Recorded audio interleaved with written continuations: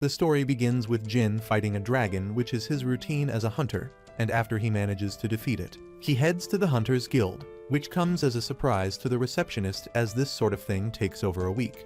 Additionally, she lets him know that he has completed all the requests that were sent in for him, and now he can finally rest for the first time in months. Apparently, the demand is so high that Jin keeps getting an endless stream of commissions. One more reason that he works so hard is that he needs the bread to support the two monstrous gluttons at home. With that being said, he returns to his house, and after adding the money to his retirement funds, Jin visits the perfect picnic spot to grill some high-grade meat.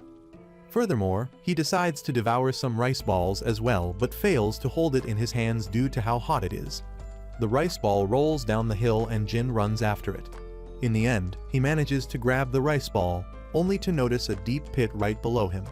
As expected, Jin falls down the hole, ultimately losing his consciousness. Soon after, he finds himself on the ground, wondering where he is, and after taking a look around, he realizes that all the plants and this landscape look unfamiliar. Although he's been a hunter since his early life, Jin has never seen something like this. But as a hunter, he's used to unforeseen circumstances and decides to first find a source of water and then to look for a way home. Luckily, he also seems to have a return scroll which will take him back home in a flash, but as these things are pretty expensive, he wants to find a better option before using this. While making his way through the forest, Jin hears the sound of a sleeping monster, and it turns out to be a type of dragon he has never seen before. Knowing that it's a rare dragon he has never even seen in a book, Jin decides not to disturb it while it's sleeping. Just then, he hears someone shouting and sees an awfully thick elf being followed by two freaky losers. Jin notices that she seems to be coming this way and tries stopping her, letting the elf know that there's a dragon nest nearby. The elf, with tears in her eyes, tells Jin that the humans ambushed her, but before Jin can even say something, one of them puts a sack on her and comments on how much of a hard time she gave them. However, when Jin tries to stop them, one of them questions if he wants to stand up for an elf and whether he wants to pick a fight with a soldier from Redonia army. But Jin replies, asking them to calm down as they shouldn't be making any noise. But he seems to be pretty late as the dragon is already awake. Both the soldiers soil their pants and run away, not wanting to get eaten. This annoys Jin as they leave after waking up the dragon and tries to go for his sword, only to realize he left it back home. Suddenly, the dragon starts dashing towards the elf, and having no other choice, Jin stabs it with the knife he has and cuts the dragon from top to bottom, ultimately defeating it. Following that, Jin is relieved that the dragon had some weak spots along with the fact that the elf girl seems to be okay. He then frees her, and just as she is about to thank him, the sight of a man covered in blood causes her to faint. Sometime later, Eri apologizes for losing her cool as she never expected a human to help him. Jin also begins to wonder what kind of soldiers harass people like that and can't understand why he's at a place where elves are getting attacked by humans. While the dragon meat is being prepared, Jin asks Eri about her wounds, saying that he only had a low potion to give to her. Eri realizes that they don't hurt anymore and wonders if this is healing magic. She then begins to panic and asks if someone discovered a way to use one of the lost arts, the healing magic. But Jin disagrees and tells Eri that it's just a low-ranked potion that is sold at every store. But to his surprise, this is the first time Eri has seen a potion, while Jin begins to wonder if this world believes in fairy tale nonsense like magic. Eventually, he decides to do some exploring after getting Eri to safety and notices that the meat looks ready and tells Eri to dig in, but before she can even refuse, Jin takes a bite and comments that the umami flavor fills his mouth with every bite and calls it a good catch. Furthermore, he asks Eri if she doesn't like meat, to which she replies that this meat looks pretty expensive, only to be told that it's the meat of the dragon he just eliminated. Hearing this freaks her out, and Jin elaborates that she missed it because she was in a bag. He also mentions that there is more meat he can carry and tells her to have some if she wants. However, Eri gets excited knowing that monsters still live in this forest and tells Jin that she won't be eating it and instead wants him to sell some of it for her village. With a waterfall running down her face, Eri tells Jin that her village is having a lot of trouble with food, causing him to stop and realize that he has been devouring the food himself in front of a starving hot chick. Thanks Jin for giving her some of the meat and wonders if he's sure that he doesn't want anything in return, to which Jin agrees, saying that he will be leaving soon anyway. Additionally, he'd rather have her enjoy the food than eat it all alone. Jin then asks Eri about the forest, as even though it's so bountiful, they haven't run into a single monster. Eri replies by letting him know that there were once many animals until a huge dragon showed up and ate them all. Apparently, it was one of the largest dragons called Zerdodon, which has a red body, massive fangs and scales tougher than iron. Redonia sent waves of warriors to defeat the dragon, but they stood no chance and left the forest alone. As the animals were gone, the village was left without food, and now the kingdom is forcing them to buy scraps from them at an absurd price. Hearing this reminds Jin that the dragon he slayed was also red, wondering if it was a baby. Eri freaks out thinking about the fact that Zerdodon might be popping babies. Meanwhile, Jin figures that fighting a large dragon with his current equipment would be really challenging, and while he still has the potions and return scroll, he doesn't plan on wasting such expensive items on something so ridiculous. Eventually, the two of them arrive at Eri's village, but before that, Eri told Jin that even though she knows that he's an incredibly kind person, the others are going to be scared seeing him, which is why she forcefully covers Jin's head in order to hide his ears. While he thinks that this precaution must be because of the elves always getting oppressed, the two of them finally arrive at the village chief's house. But to their surprise, an old granny runs out, telling Eri to head to her house as her mother has collapsed. Jin tells Eri not to worry about him and quickly go. With that being said, the two of them run to Eri's house where they find the village chief, who informs Eri that her mother's condition has suddenly deteriorated. Apparently, someone found her collapsed in front of the door, and she hasn't gotten much better since. This causes Eri to apologize for leaving her alone, reassuring her mother that she managed to get them some meat, and that she'll surely get better after eating some. Hearing this statement makes the chief question what Eri means and who exactly is the musclehead she brought along. Eri introduces Jin, telling her that he had a lot of meat and decided to share some with her. She further says that there's still more in the forest and they'll need a cart to bring it to the village. Still concerned, the village chief asks Jin how much he wants to sell it for, to which he replies that he doesn't need anything in return as he isn't a merchant but a hunter. But to his surprise, the chief doesn't seem to know what a hunter is, causing Jin to wonder where in the world he is. Nonetheless, the village chief, Lily, thanks Jin for saving Eri's life and even giving them food, and gets told by Jin not to worry about it. Lily further mentions that she's really glad that Eri made it back in time safely, and thanks Jin once again for making it possible. When Jin questions what she means by returning in time, Lily replies that the doctor said her mother doesn't have much time left, and when Jin asks if the sickness is really that bad, Lily lets him know that they tried herbal treatment, but it had little effect, and according to the doctor, this sickness is caused by lack of animal nutrients. Currently, all they have is expensive dried meat from Redonia. This makes Jin realize how grave the situation is, and he's aware that some dragon meat won't be making much of a difference. Eri then informs Lily that the reason she got help today is because the kingdom's soldiers were offering a deal that could help the village with their debt. When Lily asks about the kind of deal it was, Eri replies that in exchange for a young elf rocking their bed, the soldiers promised to reduce the interest. As she couldn't make the decision alone, Eri decided to consult Lily. But as soon as she told this to the soldiers, they tried kidnapping her. Hearing this statement even wakes her sick mother, who advises Eri to never get involved with the humans. However, this only makes her condition even worse, and Lily runs out to call the doctor. Jin realizes that her internal bleeding can't be fixed with meat, and she requires urgent treatment. He instantly opens his potion kit and ultimately decides to use an elixir, as anything else won't work. Following that, he asks Eri to step aside and makes her mother drink that elixir, which luckily ends up making her condition much better, allowing her to sleep peacefully. While Jin figures that this should be enough, Lily comes back running, asking about the situation. Jin lets her know that he gave her an elixir that can heal any wound or illness as long as the person is still alive. This makes Lily wonder if this is some legendary healing magic, to which Jin replies that Eri asked him the same thing, and says that it's not magic but a medicine anyone can use.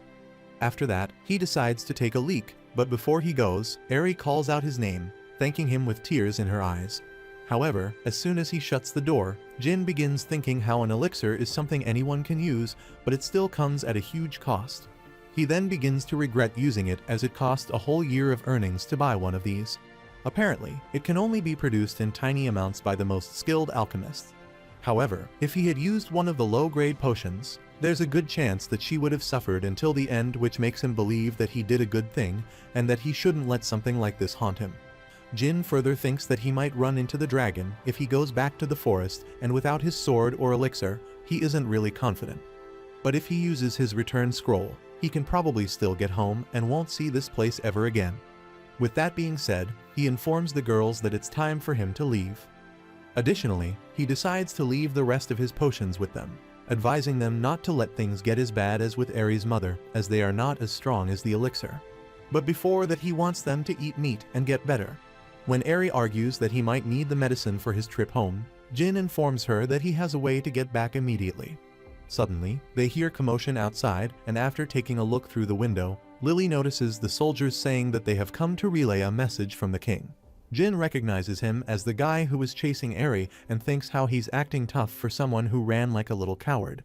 That soldier then reminds the elves that the repayment deadline is tomorrow, and that they'll be expecting 50,000 gold coins. Jin freaks out after hearing the debt amount and gets told by Lily that this is exactly right. While Jin figures that he can buy 3 elixirs with that amount, Lily mentions that they had to take loans as they couldn't afford what they were selling, but the interest rates are ridiculous. Even though Jin feels sorry for them, he can't do much as a stranger and believes that even the meat and potions won't help that much. Meanwhile, the soldier further adds that if they don't have that much money right now, the kingdom is willing to postpone the deadline if they agree to be their slaves. 1 slave equals 1 day. All the elves are shocked to hear this, and Lily realizes that it's the same offer they made to Eri. Having no other choice, Eri decides to go if they keep their end of the bargain. But Lily instantly refuses, saying that her mother doesn't want her to go, and adds that nothing good will come of going along with the humans' demands. Apparently, it has been this way for decades since Lily's father was the chief, and Redonia's oppression is something that won't end so easily. At the same time, Jin begins thinking and figures that he might be able to take those soldiers with him if he uses his return scroll. But Lily mentions that it won't work as they'll just send even more men next time. Furthermore, she says that she'll handle the humans herself and thanks him for the meat and medicine.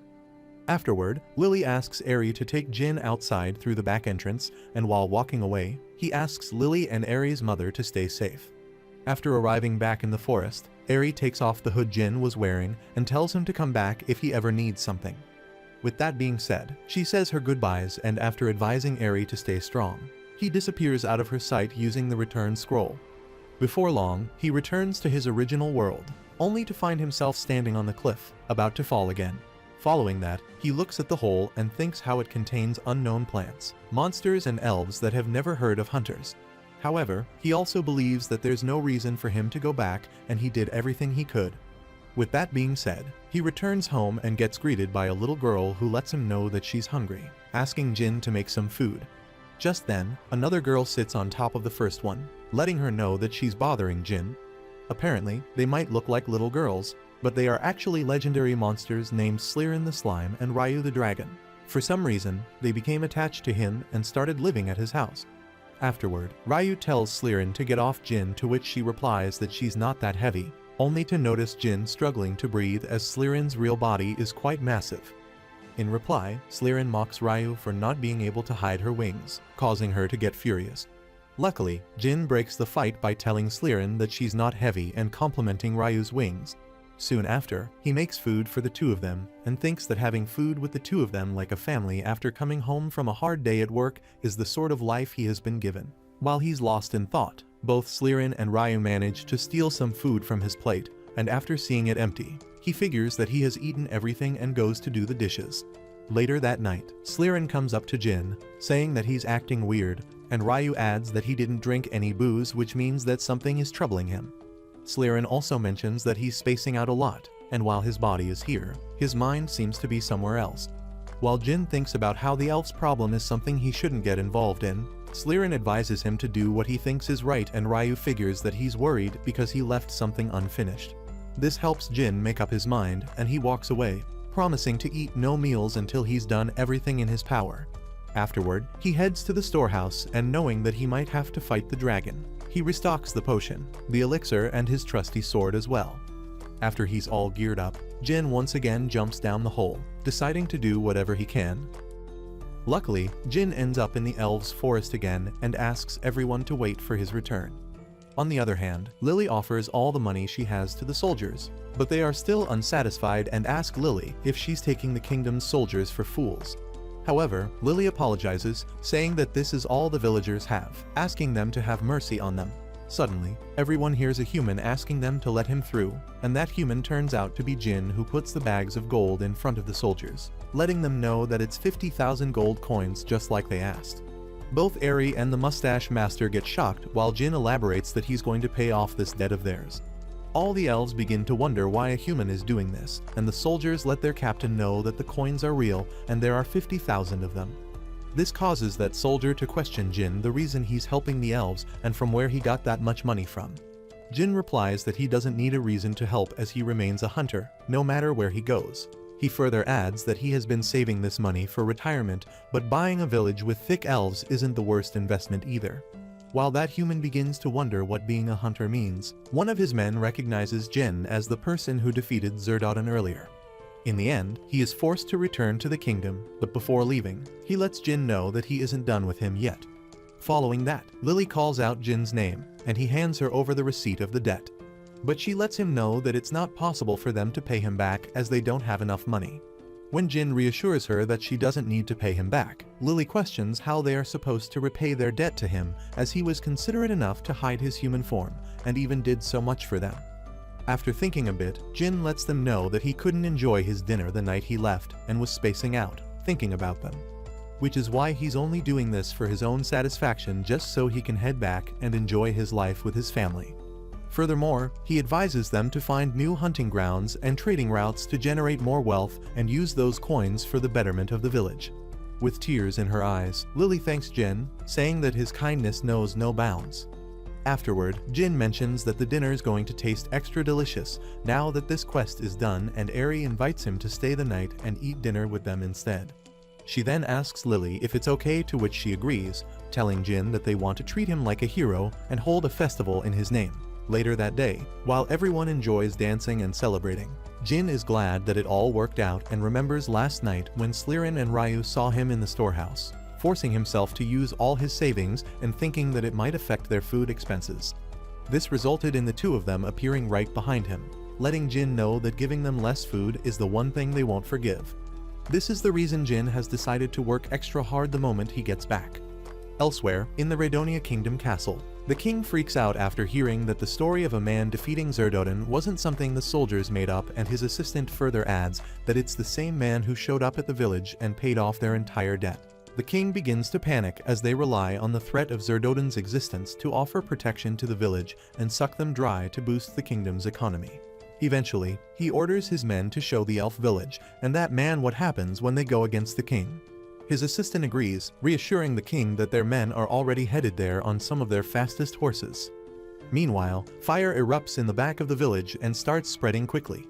Eri tells Jin to escape, but he instantly refuses, saying that he's going to help put it out. Simultaneously, Lily tells everyone to pray to the water spirits, and with their combined efforts, they manage to use the water blessing. While Jin is surprised at first seeing them create water without a physical medium, he quickly finds out that it didn't work, and the fire hasn't subsided at all. This results in him wanting to help instead of admiring their skills, and asks Lily if there's a lake to the northeast. When Lily agrees, calling it the Okia Lake, Jin decides to head there as he'll be needing that water. With that being said, he leaves, telling Lily to trust him and evacuate everyone. As he's running towards the lake, Jin suddenly smells something that doesn't belong in the village and notices two knights on their horses running away. He doesn't waste any time running after them and manages to open one of the barrels they are carrying. As expected, oil starts flowing out of the barrel, causing Jin to question why they are running from the village, spilling oil everywhere. The knights freak out and decide to drop the barrel so that Jin wouldn't follow them anymore. Realizing that he has no other choice, Jin decides to head to the lake and believes that this much water should be enough. Jin then dives into the lake, and figuring that the village is around 35 meters away, he begins changing the direction of the flow of water using his sword and manages to send a ton of it towards the village. Thanks to his efforts, it begins raining in the village, which puts out the fire, causing everyone to celebrate and Lily to wonder if Jin did this. He also gets relieved seeing that the smoke is disappearing, and before long, Eri arrives and informs Jin that the downpour puts the fire out and everyone is safe. She then notices the oil barrel on the ground and lets Jin know that an elf who was near the rear gates when the fire broke wants to talk to him. That boy elf then informs Jin that he saw two Radonia soldiers on horses who were running around with torches despite it being the middle of the day. He believes that they are the ones who set the forest on fire, but as there is no proof, Raydonia won't ever trust an elf's word. Jin reassures the elf that he trusts him and that he has proof. After that, he shows him the oil barrel on the ground, saying that this is what they were carrying, and even though he managed to catch one of the soldiers, they dropped the barrel and ran away. After hearing this statement, both the elf boys begin to question why they have to go through this, and Eri fails to control her tears as well. Jin also begins thinking that the knights laid their hands on something he was protecting and figures that they really don't know what hunters are. Afterward, he asks Eri which way is the Raydonia kingdom, and when she questions if he plans to march in there alone, Jin tells her not to worry about him as fools like them deserve a little treatment from the belt. Following that, Eri shows him the way to Raydonia kingdom, and lets him know that she came all the way because she's worried about letting him do this alone. She further warns him, saying that they are strong, well-equipped soldiers and even have a magic squad with powerful magicians. Jin reassures Eri that he'll keep it in mind and asks her if it's okay to use the boulder in front of them. Suddenly, he stabs it with his sword and ends up picking it up on his own. Meanwhile, a soldier comes running to the king, informing him that the hunter is attacking them on their own. The king mentions that Jin must be underestimating them and gets told by the soldier to at least take a look. After using the monocular, the king's soul nearly leaves his body when he sees a single man carrying a giant boulder all on his own. He can't believe how a human can lift something like that, and orders his men to ready the defenses while he hides in the dungeon. Furthermore, he mentions that Jin can't scare them with such cheap performance, and his assistant reassures the king that their magic squad will handle everything. This reminds the king that they have the best magicians, and the assistant adds that they'll have them cast magic on their vanguard, creating an impenetrable wall. But Jin still tries to threaten them. He'll be met with hellfire. This ends up making the wimpy king confident, who is now sure that they will be burning both the village and the hunter today. Suddenly, one of his men appears, letting the king know that Jin is at the gate and is asking a question.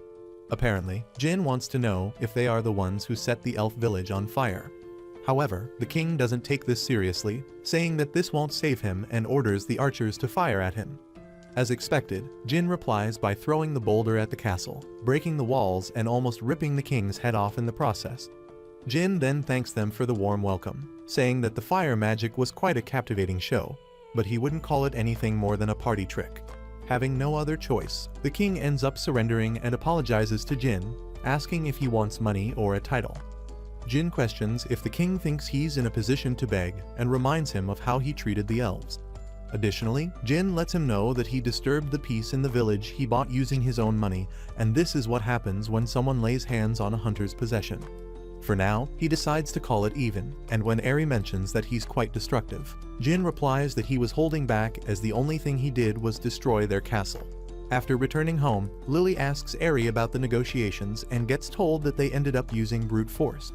While she wonders if this is a problem, Jin notices the dragon's head on the table. He informs everyone that it's the same dragon he defeated and is glad that they managed to transport it to the village. Everyone gets surprised hearing this, and even Lily asks what he just said, causing Jin to wonder if it was some sacred species that should never be hunted for food. Afterward, the bookworm amongst the elves takes a good look at the dragon's head and announces that this is Zerdodin's head. Everyone begins celebrating hearing that the dragon is dead, while Jin begins to wonder if that tiny dragon really was the so-called massive dragon everyone was worried about. He starts feeling embarrassed about being worried about it and gets thanked by Lily, who mentions that the village will be able to live in peace from now on, and while it'll take some time, the forest's ecosystem will recover as well. Seeing this situation makes Jin think that all he did was run around and eliminate a bunch of monsters, which is similar to his usual quest, but as it made everyone else happy, he counts it as a good vacation. With that being said, Jin decides to go back to the hotties waiting for him at home, but gets interrupted by Eri, who lets him know that she has a request. After that, the village had a big farewell party, and he returned back with a return scroll, but this time, not empty-handed. When he returns home, the girls get excited and Slyrin runs to greet him, only to stop midway and freak out, asking who that is. Apparently, Jin brought Eri along and lets the girls know that she will be living with them, adding the fact that she's from a faraway land, asking them to show Eri the ropes. Jin then introduces both Slyrin and Ryu, but they don't seem very happy about this and ask Jin if that girl is his bride. Eri gets embarrassed and mentions that they haven't gone that far, while Jin reassures them that she just wanted to study a different culture. and that all they need to do is show her around. Still concerned, Slirin mentions that Eri is really pretty, and with a chest bigger than her head, she'll definitely steal Jin from them. She then wonders if they should just eat her, but gets told by Ryu that Jin will get mad at them. Suddenly, he appears right behind them, asking them if they are hungry and deciding to make some food for them. Eri suggests helping Jin out, as since she'll be staying there, she needs to learn about the house. Jin likes the idea and tells the girls that now, even when he's not home, they'll have someone who can make them food. This activates a neuron in their head, and they decide to let Eri live as long as she makes them food. Later that night, Eri manages to finish the elves' special curry rice, telling them that she called out to the spirits of this world and spiced it up with healthy magic. However, Jin can't quite figure out what in the world she did to turn the curry into a blue color. However, Slirin doesn't seem to care and decides to give it a taste. As soon as she takes a bite, Slirin sees a glimpse of God and falls onto the floor. While Ryu goes to get a potion, Eri begins apologizing for not making it good enough, but gets told by Jin that making mistakes is a part of learning.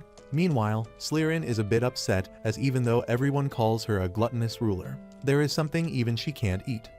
The next day, Jin takes Eri out to show her the town, where she gets impressed seeing so many different races coexist together.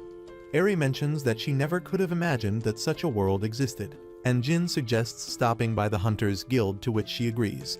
However, at the Hunters Guild, a hunter is furious and keeps on asking the receptionist about the quest that Jin is on today, but she lets him know that such information is confidential. He gets annoyed and lets her know that because of Jin, hunters like him from neighboring towns are at their wits' end. Additionally, he believes that Jin is spreading false information about himself to steal jobs, such as him beating half the royal army or eating dragons for lunch every day. Because of this, he can't stand it and needs to teach him a lesson. Suddenly, Jin appears behind him, asking that hunter to calm down for a moment. Jin further adds that the receptionist manages all the hunters in this town, so he can't let him trouble her anymore. Not recognizing who Jin is, he gets annoyed and mocks Jin for being so laid back when all his jobs are being taken away. After that, he grabs Jin by his collar, and while the receptionist tries breaking the fight, that hunter prepares to land a punch on Jin. However, Jin easily manages to dodge that punch and kicks his legs, causing that hunter to fall and crash into the nearby supplies. The receptionist mentions that it was totally uncalled for, as he could have taken it outside, to which Jin replies that he had no time to think. Simultaneously, Eri appears and introduces herself to the receptionist, letting her know that she will be freeloading at Jin's house for the time being. Jin also mentions that Eri will be picking up quests, causing the receptionist to get excited and tell Eri to stop by any time. Additionally, she calls Jin a playboy for already keeping 2 girls at his house, but still having the need for more. Nonetheless, she lets him know that she has some commissions for him. After taking a look, Jin mentions that he'd like anything that's close by, and he can do solo. Meanwhile, that other hunter finally realizes that the person in front of him is Jin, and thinks how he is playing him for a fool. Furthermore, he remembers that he is the neighboring town's top-class hunter named Boron, who came to give the rumored Jin a scare, as if they let him do as he pleases. The rest of the hunters will be stuck getting the same wage as a TikTok financial guru. For a hunter to make a name for themselves, they need to complete difficult or important quests, but lately, both nobles and common folk have been submitting requests specifically for Jin, and as a result, there's nothing left for the others. Realizing that Jin is way too quick in completing quests, Boron figures that Jin must be using hacks, which is why he needs to beat him up and force Jin to disclose all his dirty tricks. Meanwhile, Jin agrees to take an easy S-rank quest for now and asks Eri to go home alone, to which she agrees, wishing him good luck for his quest. Simultaneously, the receptionist notices that Boron has left, which frustrates Jin as he didn't even clean up after himself. Elsewhere, Eri is on her way home and is getting stalked by Boron, who remembers that she lives with Jin along with 2 other girls. As Jin left for an S-rank quest, Boron figures that he won't be back for a while, which is why this is a perfect chance for him. Boron doesn't care if this is something underhanded, as all he needs to do is take those girls hostage and beat Jin into submission when he's unable to do anything. With that being said, he appears on the backside of the house, calling Eri dumb for leaving the back door open. Suddenly, Ryu opens that door, slamming it on Boron's face and later asking who he is.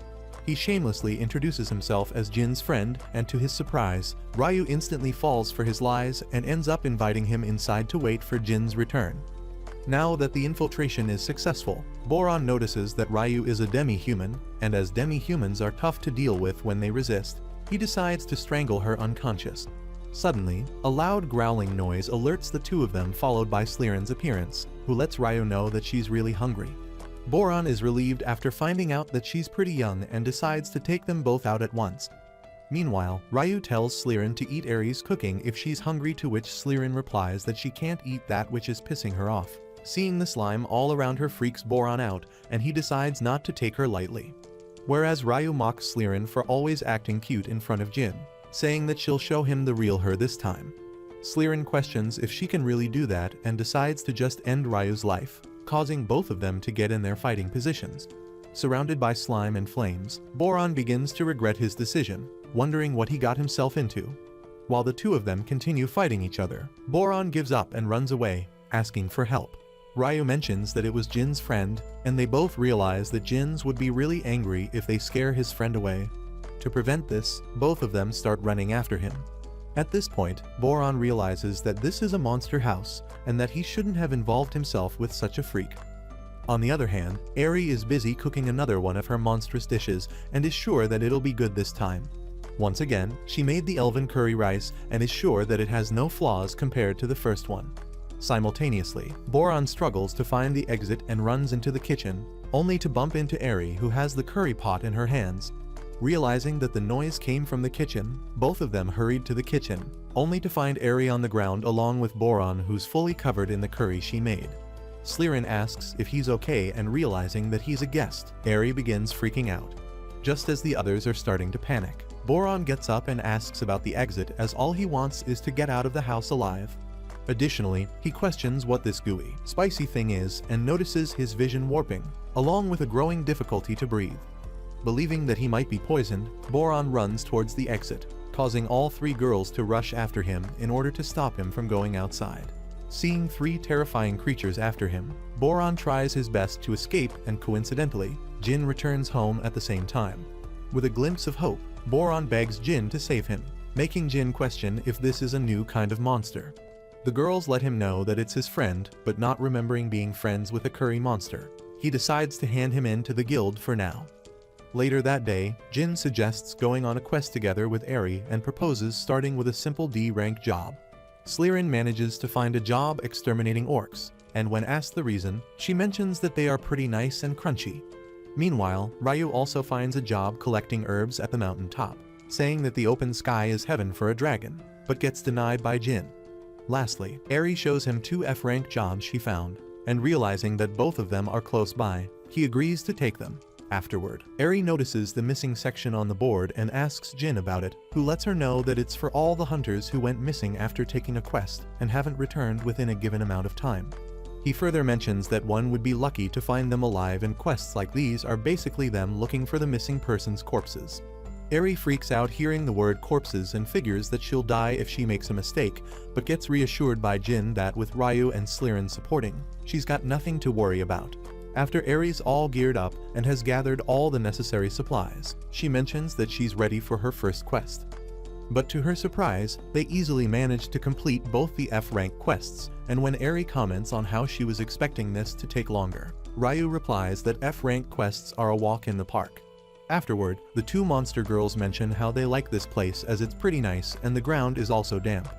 Meanwhile, Eri is glad that they finished the quest safely, and simultaneously, Jin returns with some firewood and gets surprised seeing his monster babes fast asleep.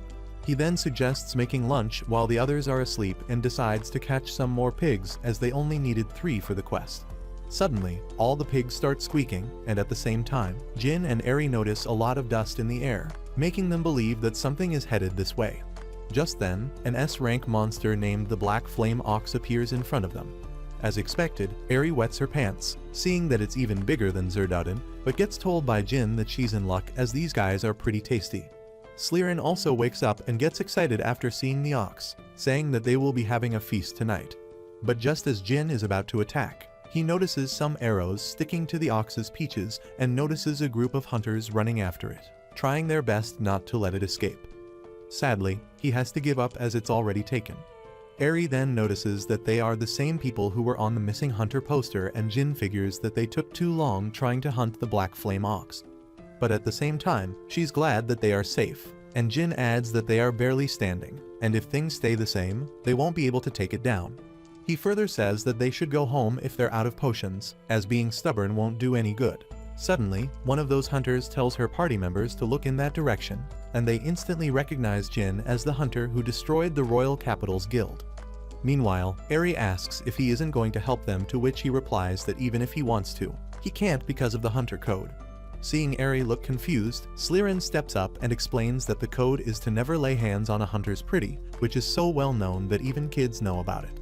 She adds that no one likes a thieving rascal who takes what isn't theirs, and Eri agrees. Moreover, Jin says that he can't lay a hand on the ox until they give up on the quest, but they still seem to have that spark in them and are not even close to giving up. While he tries motivating them, they start roasting him for staring at them, saying that everyone knows about his wrongdoings and reminding him that ox is their prey. While Jin gets depressed, Slirin and Ryu mention how the smallest dogs bark the loudest. Suddenly, the ox lifts its mouth above, freaking the hunters out. Furthermore, its mouth begins to shine, and Jin instantly realizes that it's about to unleash its flame breath. Simultaneously, Slirin prepares to defend everyone by eating all that fire, and just as the ox throws flames from its mouth, Slirin uses a shadow shield to protect everyone and manages to devour all the flames thrown towards them. Eri gets shocked seeing something the wimpy elves can only dream of doing, later realizing that Slirin seems to be enjoying it quite a lot and wants the ox to feed her even more. Jin mentions that Slirin is doing good and wonders about the other hunters, to which Ryu replies that they are blocking it as well, but their shield won't hold on for that long. Meanwhile, those hunters realize that they are not ready for S-rank quests and figure that it's time to watch the ending credits. Eri begins to panic as well, and Jin mentions that knowing your limits and when to retreat is a vital skill for any hunter, but unfortunately, those hunters seem to be lacking this skill. Seeing the flames reminds Eri of the elves who turned into rare steak by the village fire and end up requesting the water spirits to lend her their powers. She then dashes towards the fire, completely ignoring Slirin's warning to not step outside her shield. But she continues running, believing that she won't lay a hand on their prey, as her powers wouldn't even be able to scratch it in the first place. After getting behind the four of them, Eri lets them know that she will protect them with her water magic and make another water shield on top of their physical one. But at the same time, she lets them know that they need to think of something, as she can't hold it off for long. The hunters begin to panic, wondering what they should do, when suddenly, Jin begins walking towards them with a pose that screams "Or a farmer," and asks if he can have that walking hunk of meat, as he's really hungry. This comes as a surprise to those hunters, and they begin finding the quest paper. Meanwhile, Ryu mentions that the flame breath is finally over, but Slirin is aware that the next attack will be even stronger. As expected, the ox then starts charging towards them at full speed, and that hunter, who managed to find the quest papers, begs Jin to help them out, allowing him to have the ox. Seeing them hand over the quest surprises both Eri along with Slirin and Ryu, while Jin mentions that even though it took them long enough, that's all he needs. Now that their black flame ox is now his, Jin jumps towards the ox that's dashing towards the hunters, and with a single strike to its throat, he manages to bring it down, surprising those hunters who can't believe that one strike is all that it took. Both Slirin and Ryu give him a hug for securing the meat, while Eri also seems glad that the quest is now complete. Following that, Ryu doesn't waste any time carving it up, and Slirin decides to store it away inside herself right away, while she uses her internal storage skill to secure the meat. Ryu mentions that those hunters ran away without even thanking Jin, to which he replies that at least one of them was sorry, which is more than enough. He further adds that making mistakes is how novice hunters grow, and Slirin mentions that Eri went a bit overboard as well.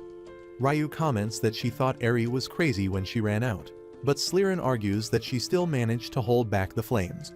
She also calls Jin a softie for not helping out, even though he had his sword out and everything, saying that the same goes for Eri, as she even gave those hunters her potions without leaving any for herself. However, Jin believes that it was due to Eri's selfishness that blew away their hostility and let them ask for his help. Back at the guild, they deliver everything that was asked to collect in the F-rank quest, and Eri gets complimented by the receptionist for doing a good job. But she isn't so sure herself if she was good enough, as all she did was rely on others the entire time. Slyrin laughs, deciding to forgive Eri once and points towards the receptionist, who is shocked to see that Jin managed to take down the Black Flame Ox while he was completing the other quests. As they got the meat thanks to Eri, the two girls promise to overlook her antics. Afterward, the receptionist lets Jin know that the guild master wants to talk to him, and after telling the girls to go on ahead without him, Jin asks Eri if she's alright, to which she agrees, saying that she recovered with a potion she had. Later that day, Jin meets up with the buffed guild master named Tarman, who happily greets Jin, and when asked if he always trains hard with those weights, Tarman mentions that one got to work them muscles after all the paperwork. With that being said, Tarman decides to cut to the chase and informs Jin that they have received a special rank quest for him. However, Jin doesn't seem so happy to receive one, as they involve never-before-seen monsters and national security concerns, which can be quite troublesome. Tarman questions if he's not interested, and when Jin agrees, Tarman lets him know that he has already stepped foot into this mystery. Afterward, he returns home and apologizes for taking so long, since that steroid addict sure talks a lot. Eri then mentions that tonight's dinner is especially fancy, and Jin agrees, telling everyone that today is a celebration for Eri and her first successful quest. While the others waste no time digging into the meat, Jin begins drinking and remembers his conversation with Tarman, who asks Jin about his retirement savings. Hesitant, Jin told him that he kind of made a big purchase recently, causing Tarman to advise Jin to save up, as one thing that he can't battle is old age. Jin agrees, saying that he notices his hairline receding day by day and wonders how long he can stay working as a hunter. This is the reason he has decided to keep working while he's fresh, so he can protect these carefree days with everyone. Tarman then gets up, saying that Jin is now more mature than he used to be, and gets told that this is what happens with age. Nonetheless, Tarman suggests getting back to the topic and asks if Jin knows about the magical dragon Zerdotin, adding to the fact that he heard Jin was looking it up in their library. He further mentions that Zerdotin's name comes up in a certain old manuscript of the kingdom, and reassures him that he's not going to pry about how Jin learned that name and won't report it to the king either. Still, if Jin is already involved with the Great Tome, Tarman believes that he should at least hear what the quest is. With that being said, he informs that mysterious large holes have popped up all over the kingdom, and the king is desperate to find out what's going on with these pits. Jin figures that they want to dump it on them and wonders if the hole he fell into is one of the mysterious holes. At the same time, he's aware that if the kingdom already knows of the holes, then the natural next step for their greedy king would be to invade that world on the other side. Back in the present, Jin tells everyone that they need to talk, as Tarman told him about a new quest. But he is not sure what to do, as it's unlike anything they have done before. Earlier, he asked Tarman to give him more details about that quest, and was told that this special rank quest involves more than just investigation. Apparently, there are currently 5 holes that showed up, and the kingdom already sent a lot of hunters, but the results are grim. Jin realizes that they didn't come back and probably weren't able to use the return scrolls. Tarman further adds that the investigation is just a front, and the king wants the hunters to eliminate the other side because of the Great Tome prophecy. Seeing the confused look on Jin's face, Tarman explains that it's a highly classified book of prophecies that the kingdom has been trying to fully decipher for many years. According to the book, 7 holes will open in the world with monsters known as 7 deadly sins lying dormant in each. The sins are the guardians of the rifts between worlds, and thanks to them, the holes don't merge with their world. One of these sins is the dragon of greed called Zerdotin. While Jin thinks that the midget-sized dragon didn't seem powerful enough to be able to move between worlds, Tarman says that the king is afraid because of the prophecy's last verse that if the 7 sins are not defeated, the world will be brought to ruin. Jin realizes that the scale of this quest is way too huge and how this is a lot to handle for him. Nonetheless, Tarman tells him to at least see the reward, and after taking a look, Jin's soul leaves his body, as he can't believe that he'll receive 50,000 gold coins up front, and every time he investigates a hole, he'll get an extra 100,000. Knowing that he can fully recover the gold he spent and rack up a huge profit, Jin's greediness starts taking over. But he reminds himself that he didn't help the elves because he was expecting such a reward, and decides to just think of it as justified compensation for his everyday efforts. Tarman begins to worry, as he has never seen Jin so excited. Eventually, Jin decides to accept the reward and tells Tarman that he needs to come clean, later informing him that he already defeated Zerdotin. As expected, Tarman is impressed knowing that Jin already managed to hunt down one of the sins and starts writing the report. Jin also adds that he found a peaceful village of elves at the bottom of the hole, and tells Tarman that he doesn't want any soldiers marching in there. He happened to have helped out that village and wants Tarman to tell the king that it's under his protection. Tarman agrees, saying that he's sure the king wouldn't dare lay hands on his property. Before long, they are done with the report and Tarman mentions how this really helps move the investigation forward. Following that, he asks Jin if he plans to explore the other holes too. But Jin is sure that with this much money, he can make do with ordinary quests for the rest of his life. Rather than getting caught up in all that nonsense, he believes that it's safer to go back doing the same quests. Tarman replies that as a guild master, he couldn't be happier about him clearing out the town's request and asks if that's really what Jin wants. He further adds that Jin has already proven that the return scrolls work once the sin of the hole is defeated, and now the kingdom will throw even more money, causing more hunters to rush into the holes. But they all will perish as they aren't as strong as Jin, and Tarman believes that a hunter like Jin should be getting all the riches, fame and praise, and that he needs to be greedier for everyone's sake. Jin replies by telling Tarman that he's really trying to rile him up today, and with that being said, he eventually decides to go. Back at the house, the girls also agree to go and begin wondering what the other sins taste like. When Jin asks Eri, she mentions that even though it seems dangerous, there might be others struggling just like the elves, and she would love to go and help them.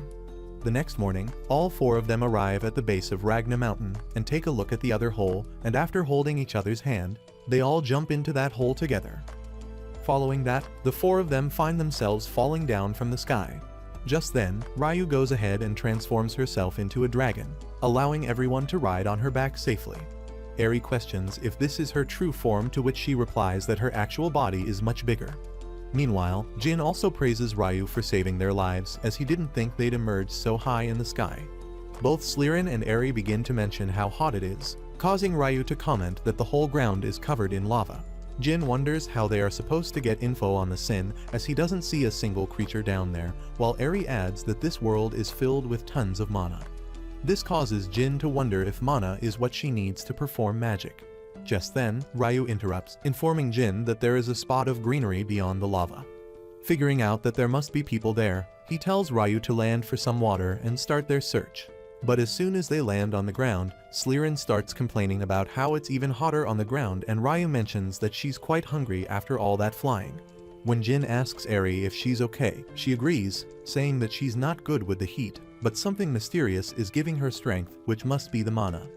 After roaming around for a while, Jin notices that he can hear a stream close by, and after following that direction, they end up discovering a huge spring which is in the middle of a barren land and contains cold water. Additionally, Jin notices an old building nearby and wonders if it's some sort of ruin. However, Ryu mentions that it looks like a shrine to her, and a well-maintained one. Suddenly, a group of people arrived, armed with weapons, and surrounded Jin, asking who he was and where he came from. One of them, pointy ear baddies, asks Jin if he's a minion of Yon the demon, saying that she will not let him lay a hand on their sacred land. But before he can even reply, they ask him to put his hands up and get on his knees, warning him not to do anything rash, or he's good as dead. Noticing their blue eyes and beautiful fins, Jin realizes that they must be water spirits, and the spring must be important to them. Nonetheless, he reassures them that they are not enemies, but before he even gets the chance to finish, both Ryu and Slirin use their powers and grab those people. Slirin doesn't go easy and begins choking that girl, causing her to struggle. However, when Jin tells them to stop as they can't just attack the native people, they both remind him that they are the ones who attacked them first, and besides, they are pretty hungry. Meanwhile, those men start mocking the girls for taking Raphine hostage, calling them cowards. Jin tries his best to make them understand that this is a misunderstanding when suddenly, another person appears, telling everyone to calm down. That person turns out to be Makaro, the chief of their village, and the father of that girl Slirin is choking. He mentions that Jin and the others don't seem to be a race from these lands and questions the purpose they have stepped foot here. Jin replies that they just came to get some water during their travels and are not looking to pick a fight. Furthermore, he asks Slirin to let Raphine go, asking Ryu to do the same. Makaro replies that they are a proud tribe of Undines and currently, they are preparing for a battle to protect this land. He further adds that if they claim to have not heard of Yon the demon, they should leave this place while they can, as the battlefield won't be so kind to them. While Jin gets a bit flustered hearing about the battle, all three of his chicks also seem to be pumped over this upcoming battle. When the Undines start to question why they are so excited, Jin introduces himself, saying that he's a hunter from a faraway kingdom of Rural, But as expected, Makaro has never heard of such a kingdom. Jin then informs him that he has only one objective. That is to defeat one of the 7 sins that will bring disaster to these lands, and figures that the demon they are talking about is likely the being they are planning to defeat. When he suggests joining forces, the Undines begin to hesitate, causing Eri to comment on how they don't seem to trust him at all. But Jin can't blame them, as the 4 of them showed up out of nowhere and started thinking how he should approach this matter. Makaro replies by first thanking Jin for the offer, and lets him know that this is a problem for Undines and the other races of this land, which is why he cannot let outsiders get involved. Makaro further asks if they even have the power to defeat Yon the demon, causing Jin to wonder how he should get them to trust him.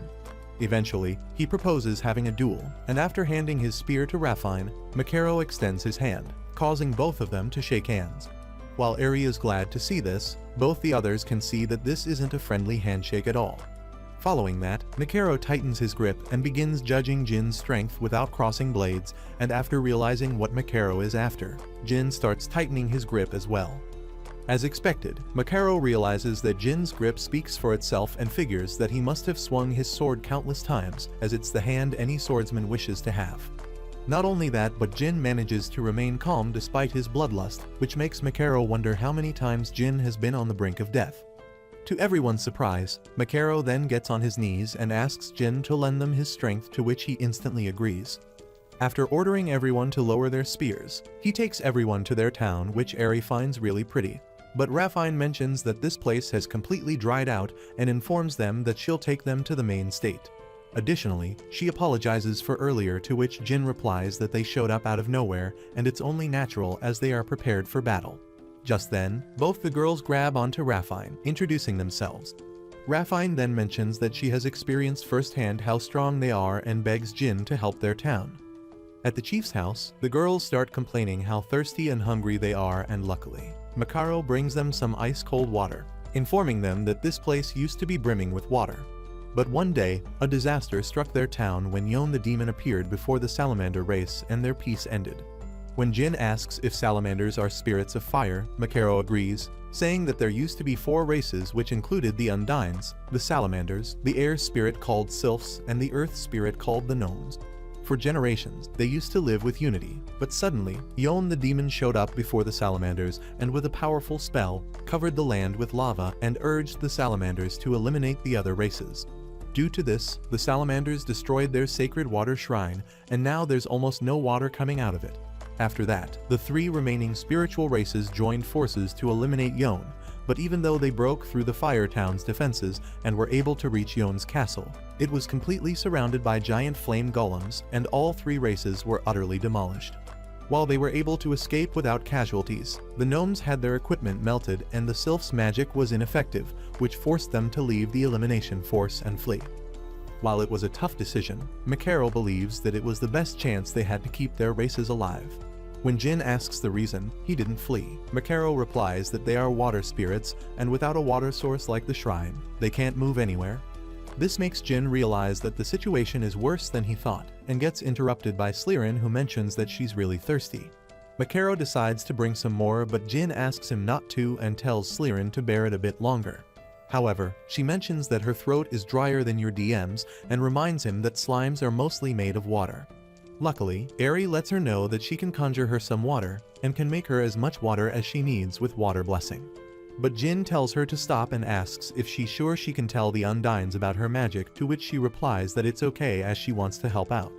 With that being said, she offers to make water for the townspeople as well, and after receiving permission from Jin, she uses the water blessing.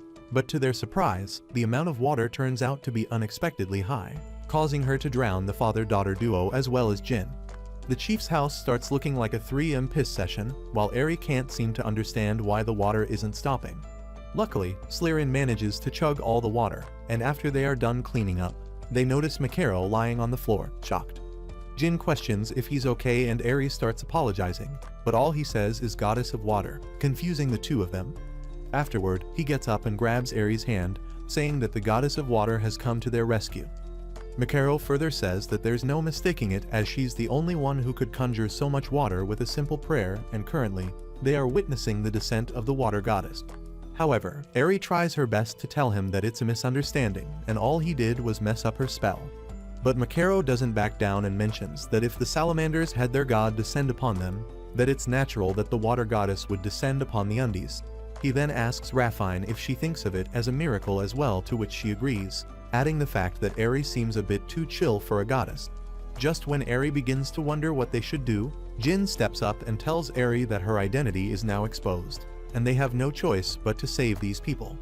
He then compliments Makaro for his keen eye, saying that Eri truly is the water goddess who chose to grace them with her presence out of concern.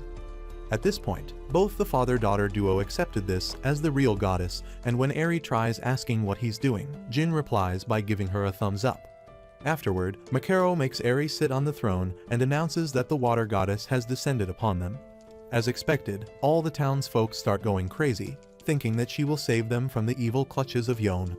Meanwhile, Jin mentions that he figures playing along, and having them think Eri is a goddess would make it much easier for them to subjugate the demon. Makaro then introduces these three as the attendants of Eri, pissing them off for not only losing to Eri in the chess department, but also receiving a lower status. Afterward, she calls Jin, and he makes sure to keep this act of her servant.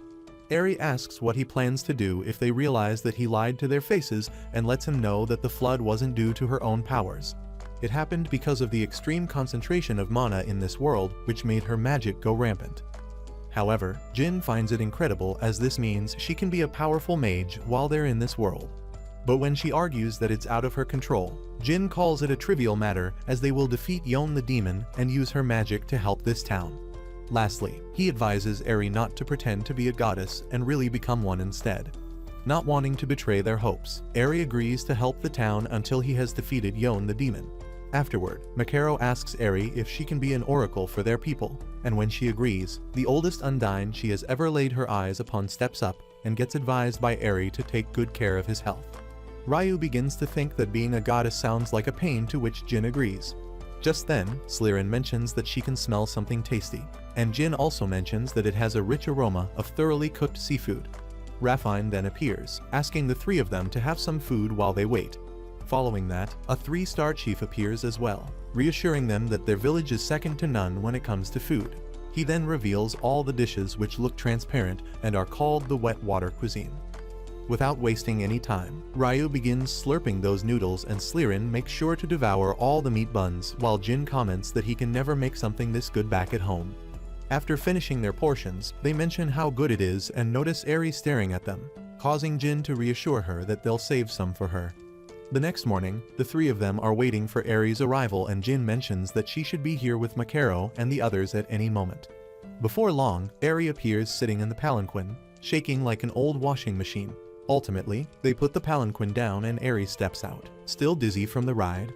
Both the girls comment on how that was a rough treatment for a goddess, while Eri suggests proceeding with the ceremony. Afterward, Makaro shows Eri the shrine where an endless stream of water used to gush forth. But the salamanders destroyed it, and now the blessed water has almost stopped.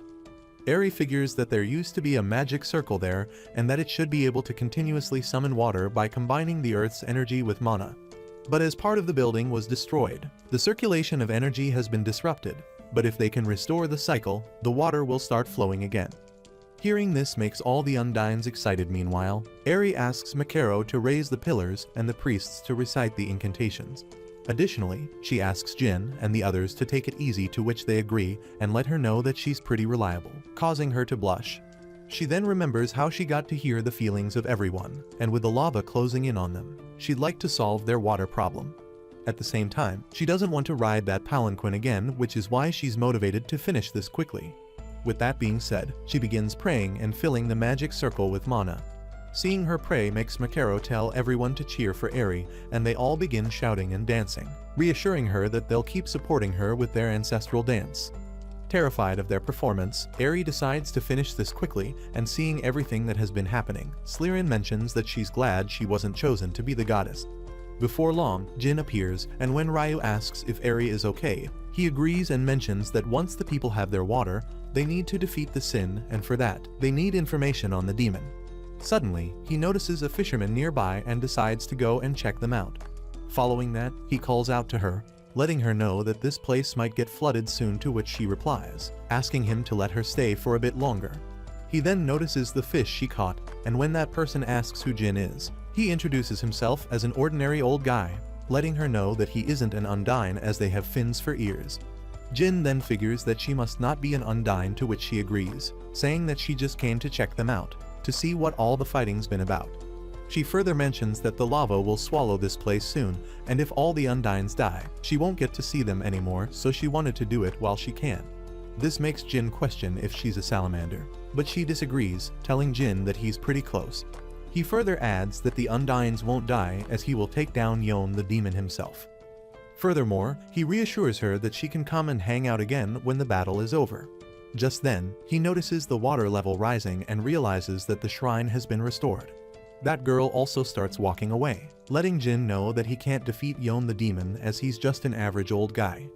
After coming back, Ryu asks about that person and Jin replies that she was one of the salamanders. When she questions why he let her go, Jin replies that it was just a young girl and that the salamanders are also victims of Yon's manipulation. On the other hand, Eri is tired after restoring the shrine and is thanked by all the townsfolk. Both Slirin and Ryu also praise her, while Makarin suggests having another grand festival to celebrate, but she's a bit too tired to go through any of this again and ends up losing her consciousness. Later that day, Makaro asks if the water goddess is going to be okay, and Jin lets her know that she's tired after using a lot of water and is currently resting in the estate as they speak. Afterward, he suggests coming back to the topic and asks Makaro about the route they took the first time they tried attacking Yon. Makaro mentions that they had to take a detour because of the lava, which drained their resources and stamina. With that being said, Jin asks to borrow one of Makaro's people who knows the surroundings well, and when he asks the reason, Jin replies that he's going to subjugate Yon the demon tomorrow. Jin further adds that Yon is a highly intelligent monster who's currently covering the world with lava to create a battlefield where he cannot lose. Additionally, Jin is sure that he's also sending spies to see if any of them are planning a surprise attack. Shocked, Makaro questions if Yon is spying on them and Jin agrees, telling him that before the spies return and the place is swallowed by lava, he needs to defeat Yon. Do you think that Fisher Girl is actually Yon the demon who came to spy on them? Comment Hunter if you'd like a part 2 of this series. As usual, thank you for tuning in and we'll catch you in the next one. Seeing Makaro appear in front of them, the salamanders start making fun of him for trying to oppose Yon. However, with a huge smirk on his face, Makaro lets him know that the salamanders aren't the only special ones, as they now have the goddess of water and ice by their side. Realizing that the supernatural phenomenon was just now their doing, the salamanders were shocked and started calling them bloody masked devils. While Makaro gets furious hearing them call his lovely goddesses devils, Slirin gets excited and asks Jin if she can eat those salamanders. But sadly, Jin lets her know that they aren't the enemies to begin with and tells Makaro to calm down as well. After that, he steps forward and apologizes to the salamanders, asking if they can let them pass through. But when the salamanders straight up refuse, Jin advises them not to take one step away from their post, because as long as they are not in his range, they can enjoy a journey in the sky without being cut. After sending the salamanders flying, Jin and the others roam in the salamander town until they eventually reach Yon's castle, which turns out to be a cave instead. As they make their way inside, Makaro mentions that he was not able to drag Yon out last time as the monsters protecting him obstructed their path. Suddenly, several magma golems emerge from the ground and surround their party. Jin gives Ryu and Slirin free rein to go all out, as they are monsters, and without any hesitation, they both use their powers to deal with the golems in an instant. But before they can even take a breath of relief, more golems start emerging. And this time, the golems begin combining with each other to ultimately form a giant magma monster. Before long, that monster starts attacking them, and Slirin complains about how it's gotten so huge, especially since the cave's cramped enough as it is. Makaro's men almost wet their diapers, but get told by Makaro that they need to protect the goddess of water no matter what. After that, the monster starts attacking the cave's wall, making Jin realize that the ace won't hold at this rate. Seeing him look worried, Ryu asks what he is hesitating over, as something like this is a piece of cake if she and Slirin can transform into their true selves and freeze or swallow the whole cave. But Jin asks them not to, as if they were to return to their original form, the cave would surely collapse. Following that, he asks Eri to support him and mentions that they will handle the monster together. With that being said, Eri uses her water magic on Jin's sword. He then runs towards the magma monster and attacks its legs, causing the monster to fall onto the ground. Then, Jin tells Ryu to freeze the monster so it can't regenerate, and after the monster is frozen, Slirin devours it whole. While Makaro and the others call it a battle of gods, Jin notices Slirin standing on her own. When he walks up to her and asks if everything's alright, Slirin lets him know that the monster was insanely delicious and regrets not savoring it a bit more thoroughly. Now that the monster is defeated, Makaro informs Jin that the territory beyond is unknown to them and suggests they begin being extra careful from now. Just then, Raphine notices a salamander, but he instantly runs away after witnessing the battle and heads straight to Yon's room, letting him know that the Undines have led some unfathomable monsters to the cave.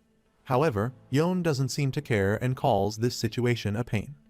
Before long, the chief of the salamander appears in front of him, asking if the dude on steroids is the tribe chief Makaro. Judging by his reaction, Makaro figures that Yon must be inside and asks the salamanders to move aside. Just then, Yon himself makes an appearance and gets told by the salamanders to head back, as it's quite dangerous. While Makaro is surprised to see Yon as such a young girl, Jin remembers that it's the same girl from the lake. Yon also recognizes Jin as the old man and greets him at his castle, suggesting they take a seat to have a conversation. He asks the salamanders to take it easy. With that being said, he tells the Undines that he has the power to destroy them with the snap of a finger, but it's too much of a pain.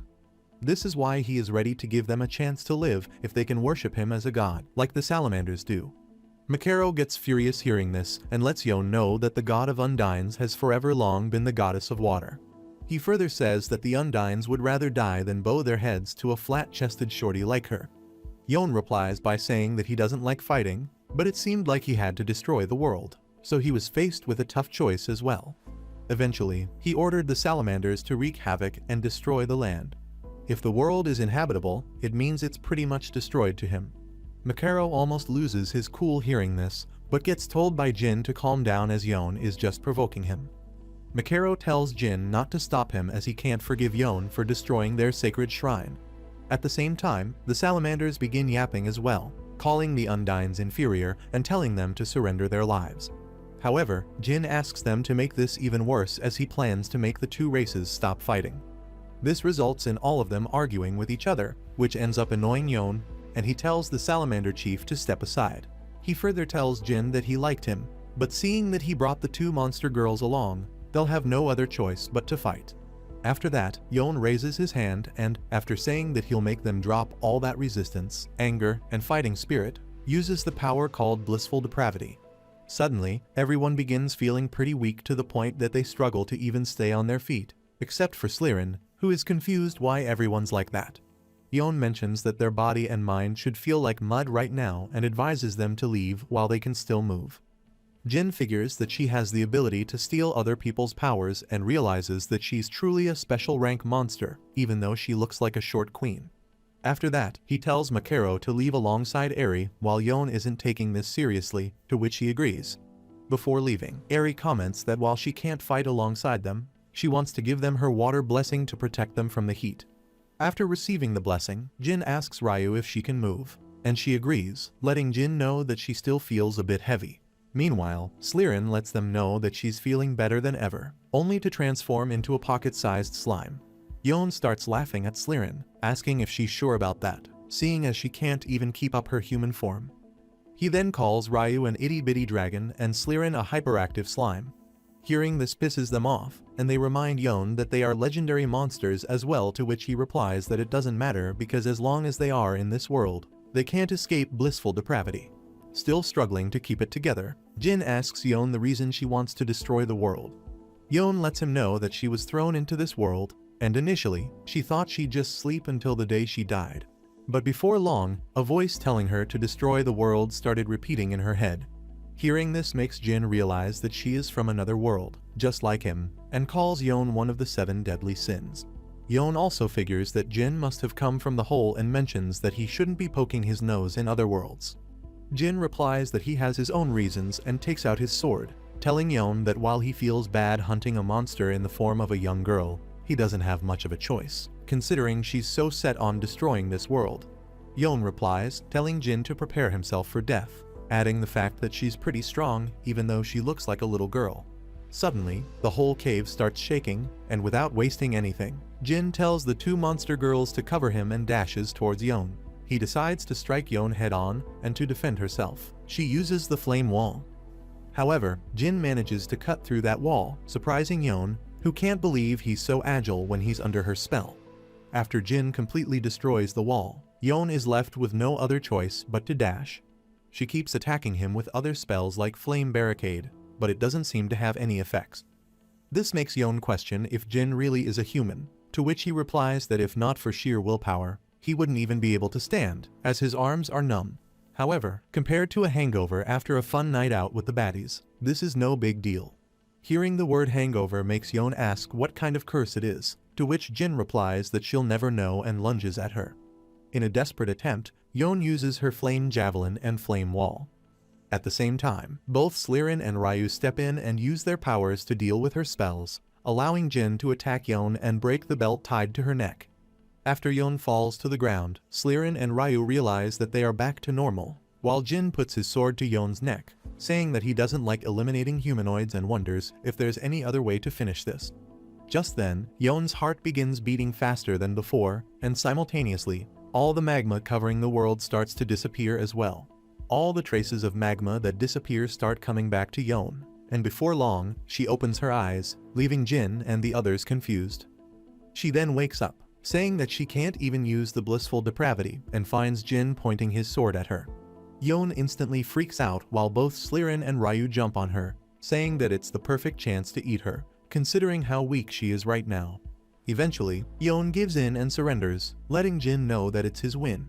She further adds that dealing with the monster girls isn't an issue, but going against the Unk is like chasing death. Nonetheless, Yon asks Jin if he came to this world after reading what was written in the Great Scriptures, to which Jin agrees and gets told by Yon that she's quite knowledgeable in that area.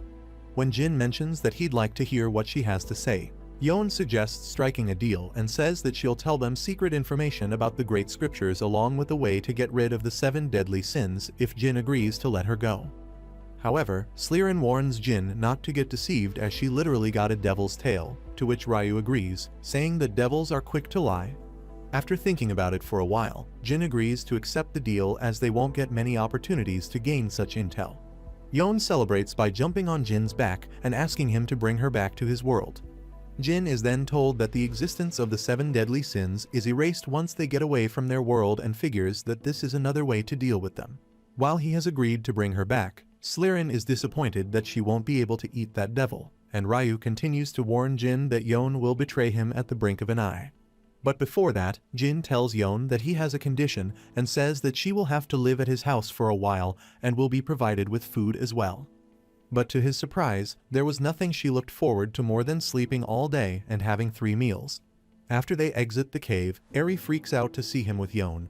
Jin tells Yon that they need to settle things here before they return to his world, and when Yon questions if she should reveal her true identity, Jin refuses and asks her to just follow his lead.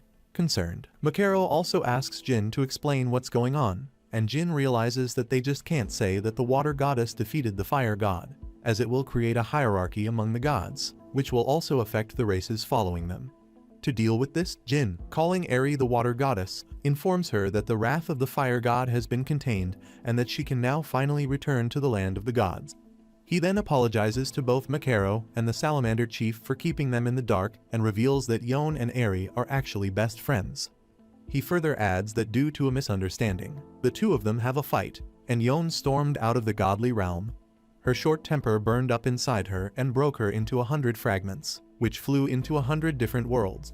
As even one of those fragments was enough to destroy the world, the water goddess set out to collect all the fragments, and thanks to that, Yon finally regained her temper and returned to the true state she's supposed to be in. To make it even more believable, Eri gives Yon a tight hug, letting a flatty know what real jugs feel like.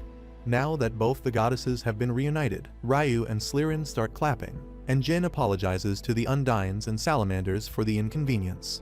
They all stare at him in shock, and all Jin can do is pray that they believe the lie he just cooked. Luckily, they take this story to heart and start to cry, saying that they have no reason to fight among themselves if the gods have made up. Eri then mentions that it's time for them to return to the gods' realm, causing everyone to bawl and question why they have to part with them. Afterward, the chief of salamanders questions Yon about how he caused all the magma to disappear, to which Yon replies that she created the magma by turning mana into flame attribute, and as soon as she undid the conversion, it all vanished into thin air. Makaro also mentions that the sylphs and gnomes might return as well and tells the soldiers to prepare everything for a triumphant return.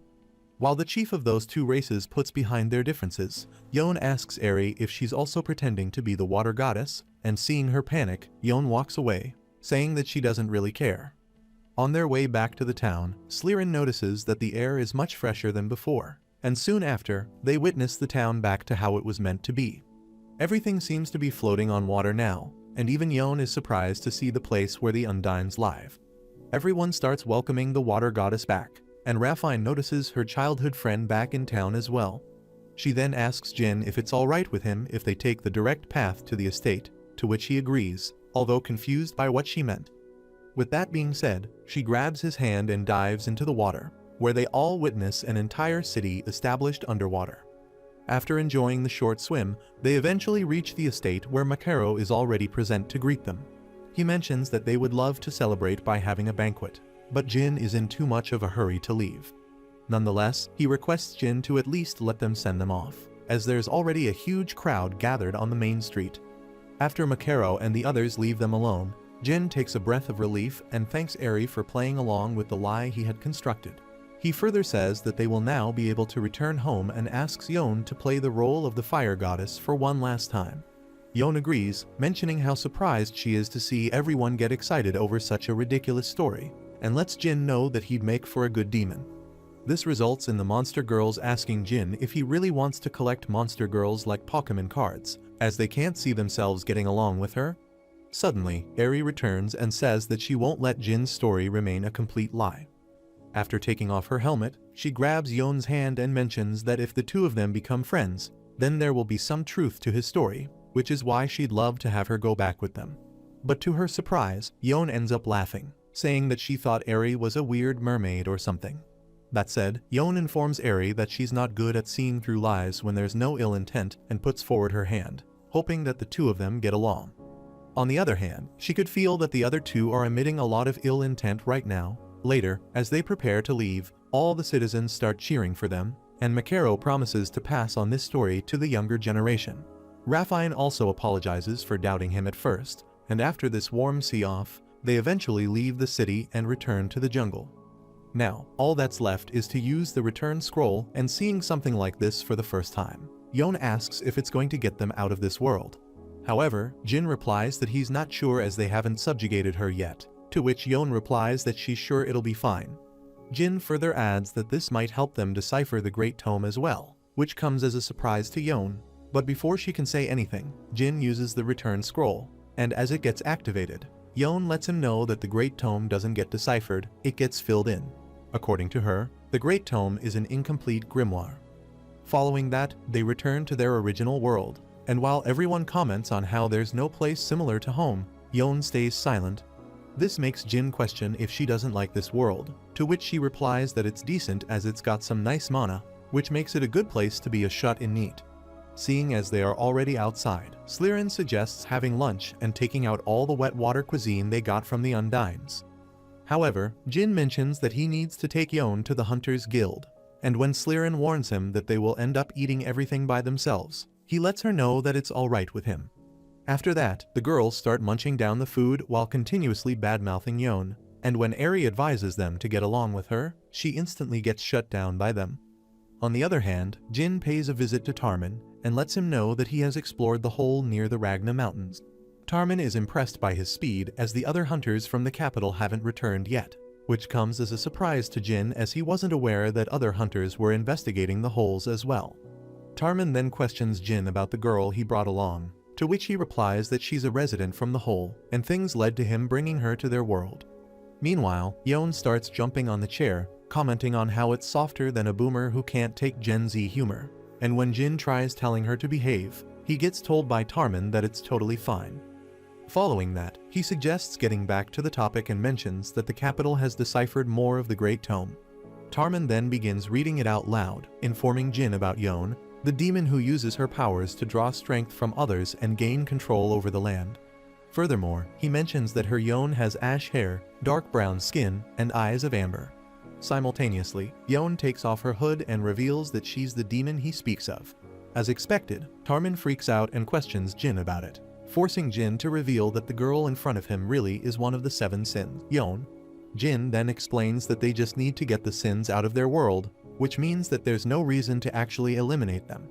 For the time being, Tarmin places his trust in Jin and decides to write the report. He gets told about everything that happened, from Jin joining forces with the Undines to making Yon surrender, which allowed him to come back safely. However, he is still shocked to hear that a frail-looking girl like her was able to put up a fight with a monster like Jin. This makes Yon tell Tarmin that magic has nothing to do with body size, and Jin lets her know that their world doesn't have magic. Realizing that he doesn't know anything about magic, Tarmin decides to leave that part out. But to his surprise, Yon agrees to show him some of her magic and, without holding back, uses her spell called the Flame Javelin. Fire arrows start flying around the room, burning everything in their way. Even though Tarmin's office slowly burns to a crisp, he can't help but be impressed after seeing magic for the first time. After Jin manages to extinguish the fire, Tarmin mentions that they usually need a fire attribute weapon for flames, which makes magic pretty useful, but at the same time, he is unsure if they can trust someone so destructive. Jin reassures Tarmin that while he doesn't know if Yon is malicious or not, he will take full responsibility if she causes trouble in this town. Although Tarmin trusts Jin, he is sure that if the king were to show interest in her, it wouldn't end peacefully, as the king might come looking for Yon to help him decipher the Great Tome. This results in Yon revealing that the Great Tome isn't something that can be deciphered, so bringing her wouldn't be of much help. Seeing the confused looks on their faces, Yon further adds that the Great Tome only has a bunch of random symbols, and it's an incomplete grimoire that is still being written. Tarmin argues that there's no way it's possible as the Great Tome is guarded in the deepest part of the kingdom, which makes it impossible for someone to add anything to it. But Yon argues that the Great Tome they have is nothing but a replica, as the original one belongs to the master who gave life to the 7 sins. Whenever the master writes something in it, the contents are transferred to the replica. This makes Jin wonder if the contents of the tome are the master's prediction, and Yon replies that there are 2 types of text in the tome. First, the events that have already happened in the past, and second, the events that are likely to happen in the indefinite future. In other words, the master can peer into fate itself, and the Great Tome is his dear diary. Tarmin begins yelling at Yon, asking her about the man's whereabouts and his goals. However, Yon reveals that she met the master a millennium ago and doesn't really remember much. But she can still feel the master's presence and figures that he's somewhere far away, leisurely scrolling TikTok on his phone. Tarmin then thanks Yon for the information, but says that it doesn't really change anything for them. He further questions whether they should tell the kingdom about this, as things might get pretty messy. Jin mentions that he should inform the kingdom, and if the king tries using Yon for his own benefit, he'll personally intervene. Yon is shocked to hear that Jin will protect her and suggests making a pinky promise. When Jin asks her about it, Yon replies that they tear each other's pinky off to seal the deal, and whoever breaks the promise gets punched 1,000 times and has to swallow 1,000 rusty nails. Tarmin begins laughing at her suggestion and lets Jin know that he'll inform him if the king tries anything suspicious. Before they go, Tarmin tells Jin that he doesn't have the money to pay right now and advises him to take some time off while they prepare the bread. Jin agrees, and just as they are about to leave, Tarmin lets Yon know that she doesn't need to hide her looks since she's with Jin. After that, the 2 of them appear at the hunter's bar, where the other hunters wonder if Jin collected another rare monster, but get told by Jin that she's a succubus demon. Surprised, everyone starts taking interest in her, while Jin notices the other girls already waiting for him at the bar. Eri informs him that Slirin and Ryu were worried about him, and hearing that Yon is a succubus, they are even more concerned now. Yon lets them know that she wasn't exactly hiding it and asks the girls about who they are. Slirin starts by revealing that she's the master of gluttony, and Ryu mentions that she's the dragon of ruin, indirectly letting her know that they are the superior beings. When Jin tries to stop them, the girls let him know that they are just establishing the hierarchy. Slirin further tells her that they can destroy the world, but Jin doesn't let them fight at full power, and the fact that they can control their powers is also a sign of power. After that, the 2 of them begin chasing Yon down, wanting to have a match, and the hunters start betting on them. While running after Yon, they unknowingly end up hurting Eri as well. But she doesn't seem to notice much. Seeing that things are escalating, Jin decides to order that secret dish. Meanwhile, Yeon calls them bullies, letting them know that she isn't allowed to use magic, and just when they are about to catch her, Yeon decides to break the rules and uses her flame wall. But to her surprise, it doesn't work. This allows both Slirin and Ryu to pin her to the ground. At the same time, Jin asks the chef to give him the best meat of the day, and he ends up serving the giga tuna she had. As expected, both girls start devouring the dish, completely forgetting about Yeon. After that, Jin compliments Yeon for holding back her magic, not knowing that she didn't do it willingly. Jin then apologizes to the hot bartender for the fuss, to which she replies that the hunters hadn't seen his wistful face for a while, so they are quite happy right now. Soon after, Eri is done with her work and lets Jin know that she brought some fabric and made Yeon a new dress using it. Yeon is flustered after receiving this gift, but gets interrupted by Jin, who asks both Eri and Yeon to teach him how to use magic. Later that day, Jin raises his hands in the air and concentrates hard enough to make his cheeks sweat. But as expected, not a trace of magic appears. After the first attempt, Jin questions if he managed to gather any mana, to which Yeon replies that it was no good as he didn't even make it budge. She further says that gathering mana from the atmosphere and mixing it in one's body's internal energy is the most basic thing. So if he can't do that, he can't do anything else. When Jin complains about it being pretty tough, Yeon lets him know that some people aren't built like that, but Jin has already decided not to give up. According to Jin, he couldn't even swing his sword back in the days, but after years of training, it's now as easy as moving his arms for him. This makes Yeon mention that magic doesn't have anything to do with physical, but Jin still decides not to give up until he manages to pull it off. Eventually, Yeon tells him to forget about all the boring theory and just try casting a spell, as this intuition-based approach might suit him more. He is then told to fill a cup using water blessing and figures that it would be a pretty useful spell. After that, Jin questions Eri about what he should do, to which Eri replies that all she does is pull in mana towards herself and firmly combine it with her body's energy, ultimately wringing it like a wet cloth. Eri believes that he should focus on casting the spell for now, as he can learn it better using magic theory later. With that being said, Jin starts using all the strength he has, and before long, the girls notice water appearing inside the cup. Eri gets excited seeing this and tells Jin to keep on going until Yeon interrupts and tells Eri that he's not actually gathering any mana. At this point, they can't believe how he is using magic without any mana. Eri mentions that he might have so much energy that mana is completely unnecessary, but according to Yeon, using internal energy instead of mana should not be possible. Jin comments on how this feels like it's draining all his stamina and wonders if this is what using magic feels like. After he's done, Jin opens his eyes and gets excited after realizing that he successfully used magic and doesn't have to worry about water during his quests from now on. However, seeing that he has to spend all this energy just to make such a small amount, Jin figures that it might not be worth it.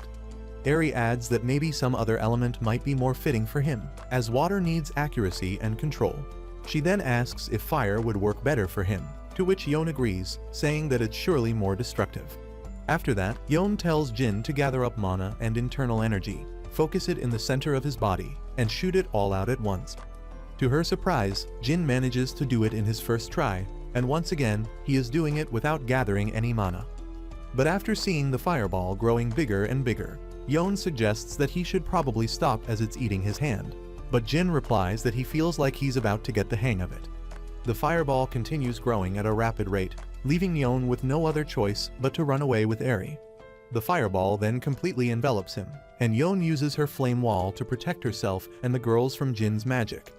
Ultimately, that fireball explodes, causing Slirin and Ryu to wake up and wonder where all that smoke comes from. While Eri struggles to wake Yeon up, Jin returns unscathed, asking if anyone got hurt. He then lets Yeon know that he didn't expect it to explode so soon and believes that it's pretty hard, considering how he can only focus after closing his eyes. But then, he can't see what's going on, so it's quite a dilemma. Meanwhile, Yeon completely gives up, saying that teaching a freaky barbarian like him is above her pay grade. However, Jin doesn't seem to be satisfied and asks her to teach him some more spells. But she replies that he needs to have better control over them and should practice gathering mana without closing his eyes.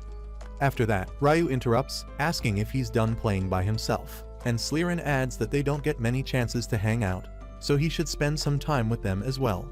With that being said, Ryu wins the rock-paper-scissors game against Slirin. and for her turn, she decides to fly them across the sky. She even agrees to let Yon join them, as she has never flown before, while Eri decides to sit this one out, as flying makes her ears ring. Eventually, she turns into a dragon and begins flying in the sky with the three of them on her back. Yon, who is flying for the first time, seems pretty excited as well, completely opposite of Eri, who is watching them from the beach, glad that she didn't agree. As Yon continues to be impressed by this new experience, Jin advises her to hold on to Ryu properly, which Yon takes lightly, only to later regret it when Ryu begins flying at supersonic speed. At this point, Yon holds onto Ryu's horns for her dear life, and when Jin asks if the view from her special seat is great, Yon lets him know that she doesn't have the time to enjoy it right now. Just then, Ryu decides to go even faster and starts doing all the tricks she knows, which everyone enjoys except for Yon. Jin then notices an island that he has never seen before and suggests that they should go check it out. While trying to spot the island, Ryu moves her head, causing Yon to finally lose her grip and fall off. Soon after, the three of them return to Eri with Yon in Ryu's mouth, drenched in a mixture of salt water and her saliva. Jin is glad that she isn't hurt and mentions that, despite being a dragon, Yon still doesn't have the strength to keep up with a monster like Ryu. The dragon girl then asks Jin if he still wants to check out that island, and when he agrees, Ryu gets overjoyed and suggests going for another round. However, Slirin lets Ryu know that it's now her turn to decide what they're doing next, and when Jin questions what she has in mind, Slirin replies that they should have a sand sculpting competition.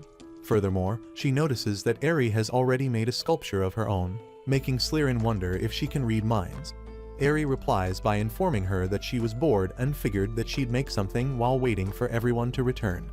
After taking a closer look, everyone starts to compliment her masterpiece and decides not to fall behind. With that being said, the competition officially starts, and all three of them start doing their best to make the best sculptures they can, except for Yon, of course, who is too lazy for this competition. When Eri asks if she isn't going to make anything, Yon lets her know that she had multiple golems protecting her at the castle, and with sand, she can make huge golems as well. But even after confidently pointing her finger towards the sand, nothing happens at all, forcing Yon to make a sculpture of her own to escape this embarrassment. Soon after, Slirin asks if the others are all done, and after returning to Eri, they notice that Yon made the golems from her castle. Eri informs Jin that Yon made them manually, even though she could have made them with magic, while all Yon can do is laugh hesitantly.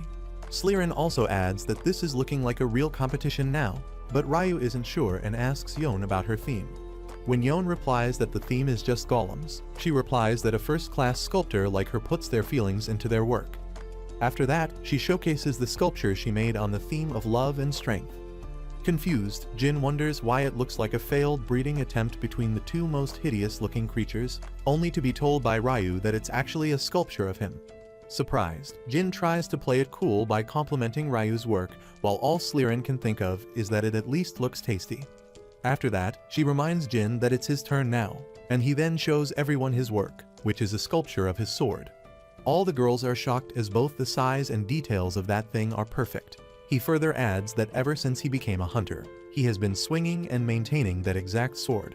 Slirin realizes that they all made something that is familiar to them and mentions that she, on the other hand, made something she wishes to see again someday. Apparently, Slirin built the special class catastrophe monster called the Fortress Dragon Damocles. Jin is surprised to see the details, as it's been a while since they last saw it, while Eri comments on how terrifying it looks, only to be told by Slirin that the real one is way bigger. According to her, the Damocles is a huge dragon that wanders around the world looking for minerals to feed on and destroys everything in its path. She'd love to see it again someday, but Jin thinks otherwise. Now that they've seen all the entries, Slirin says that it's time to proceed to tasting. When Yon questions what she means by tasting, Jin informs her that Slirin will now eat all the sculptures to choose the tastiest one. But just when she is about to eat the first one, a massive earthquake shakes the ground, causing her to fall off her sculpture.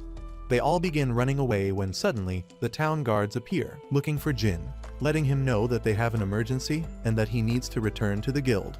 Apparently, Tarman is calling him because of a huge case for which Jin's strength is required. On the other hand, Tarman is looking at the ocean using his binoculars and notices the arrival of Damocles, who has returned after only 10 years.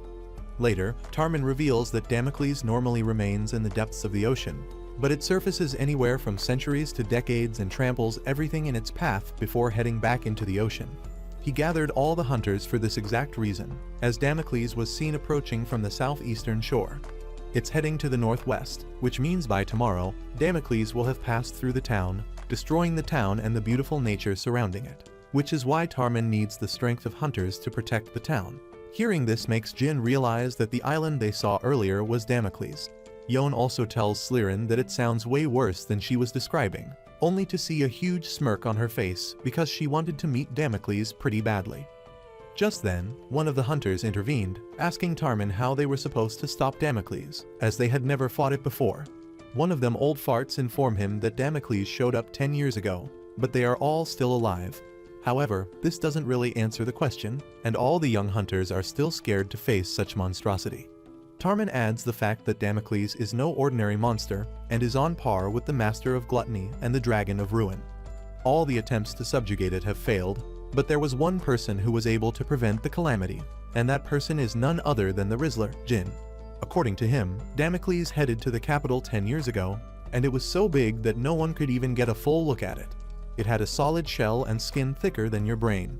Even after attacking it continuously for 3 days, the hunters weren't even able to put a scratch on it. Nonetheless, Jin kept on attacking the Damocles face again and again, and eventually managed to break its horn. The Damocles let out a cry and headed back to the ocean, making Jin the person who prevented the calamity. Everyone is shocked to hear this, and when one of the hunters questions Jin about the horn being a weakness, Jin disagrees, saying that at first, he wanted to cut its entire body, but realizes that it would take too long. That is why he changed his goal from subjugating it to driving it back and attacking all the soft parts on its face. Tarman believes that Jin is still strong, so they shouldn't worry about Damocles, and once the capital sends the reinforcement, Tarman plans to hold another meeting. Following that, one of the hunters came up to Jin and lets him know that they were freaking out earlier, but hearing about him gave them resolve. Yon then notices that Jin looks pretty concerned and wonders if it wouldn't be an easy victory, considering he has already beaten it in the past.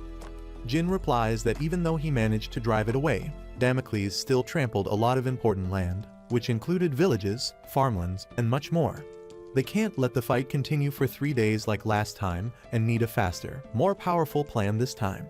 He further says that they might need Yon help as well, but gets interrupted by Slirin, who questions if she can't just eat it as Jin made her watch the house last time as well.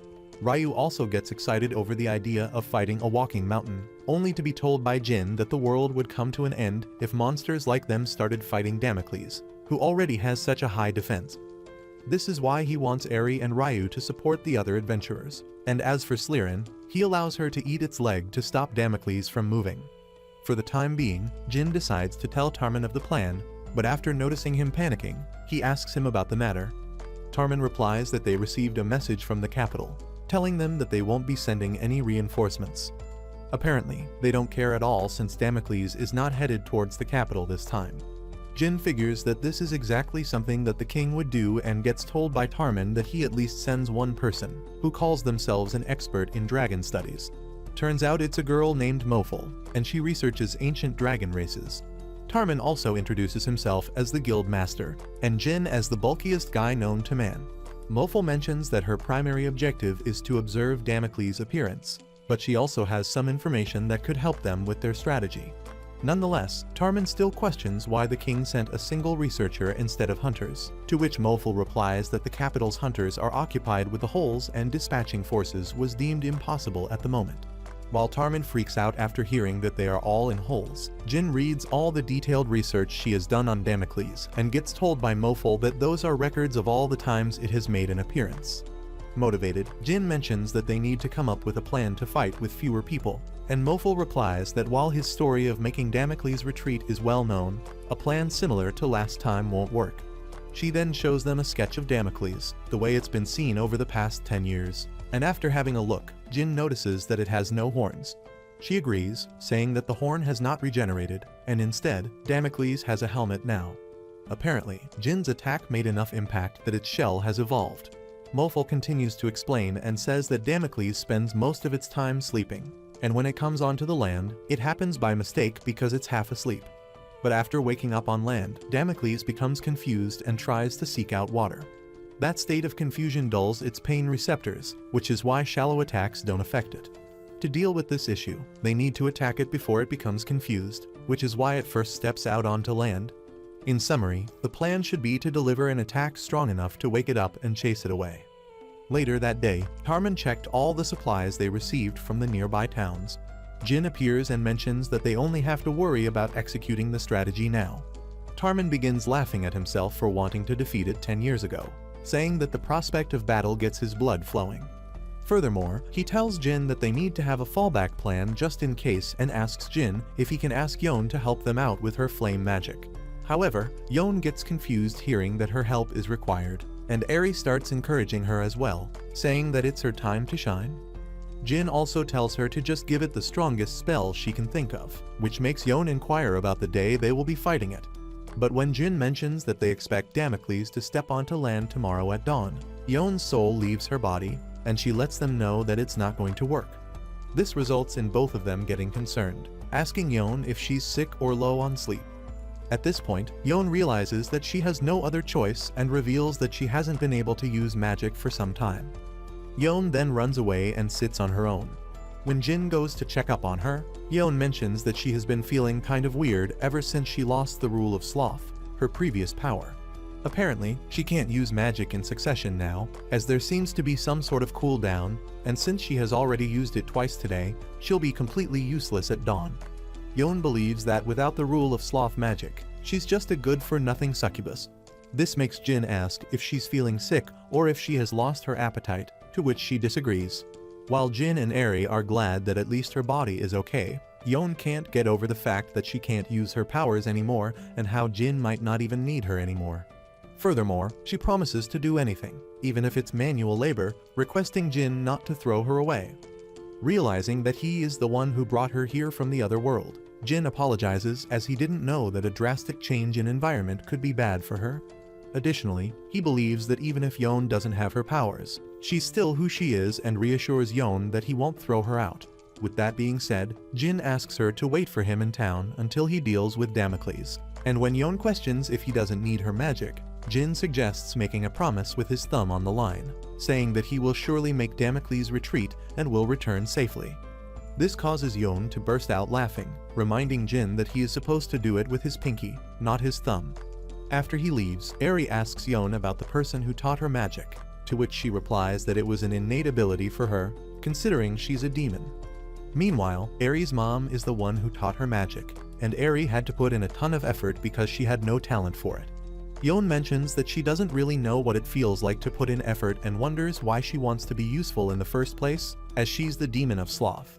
Nonetheless, Yon then asks Eri about the way she trained her magic, as staining one's muscles like Jin doesn't work for magic. Eri lets her know that, as she was more suited for support than offense, she often participated in casting ritual magic together with the kids. Shocked, Yon tells Eri that magic is supposed to be cast alone, but Eri replies that she was not strong enough for that back then and informs Yon about all the things one can do with others, which ends up making her a bit curious. On the other hand, everyone is gathered on the mountain near the ocean, and Tarman, who's keeping an eye on Damocles, lets everyone know that it's time. Before long, Damocles appears, shocking everyone as it's big enough to block the sun's rays.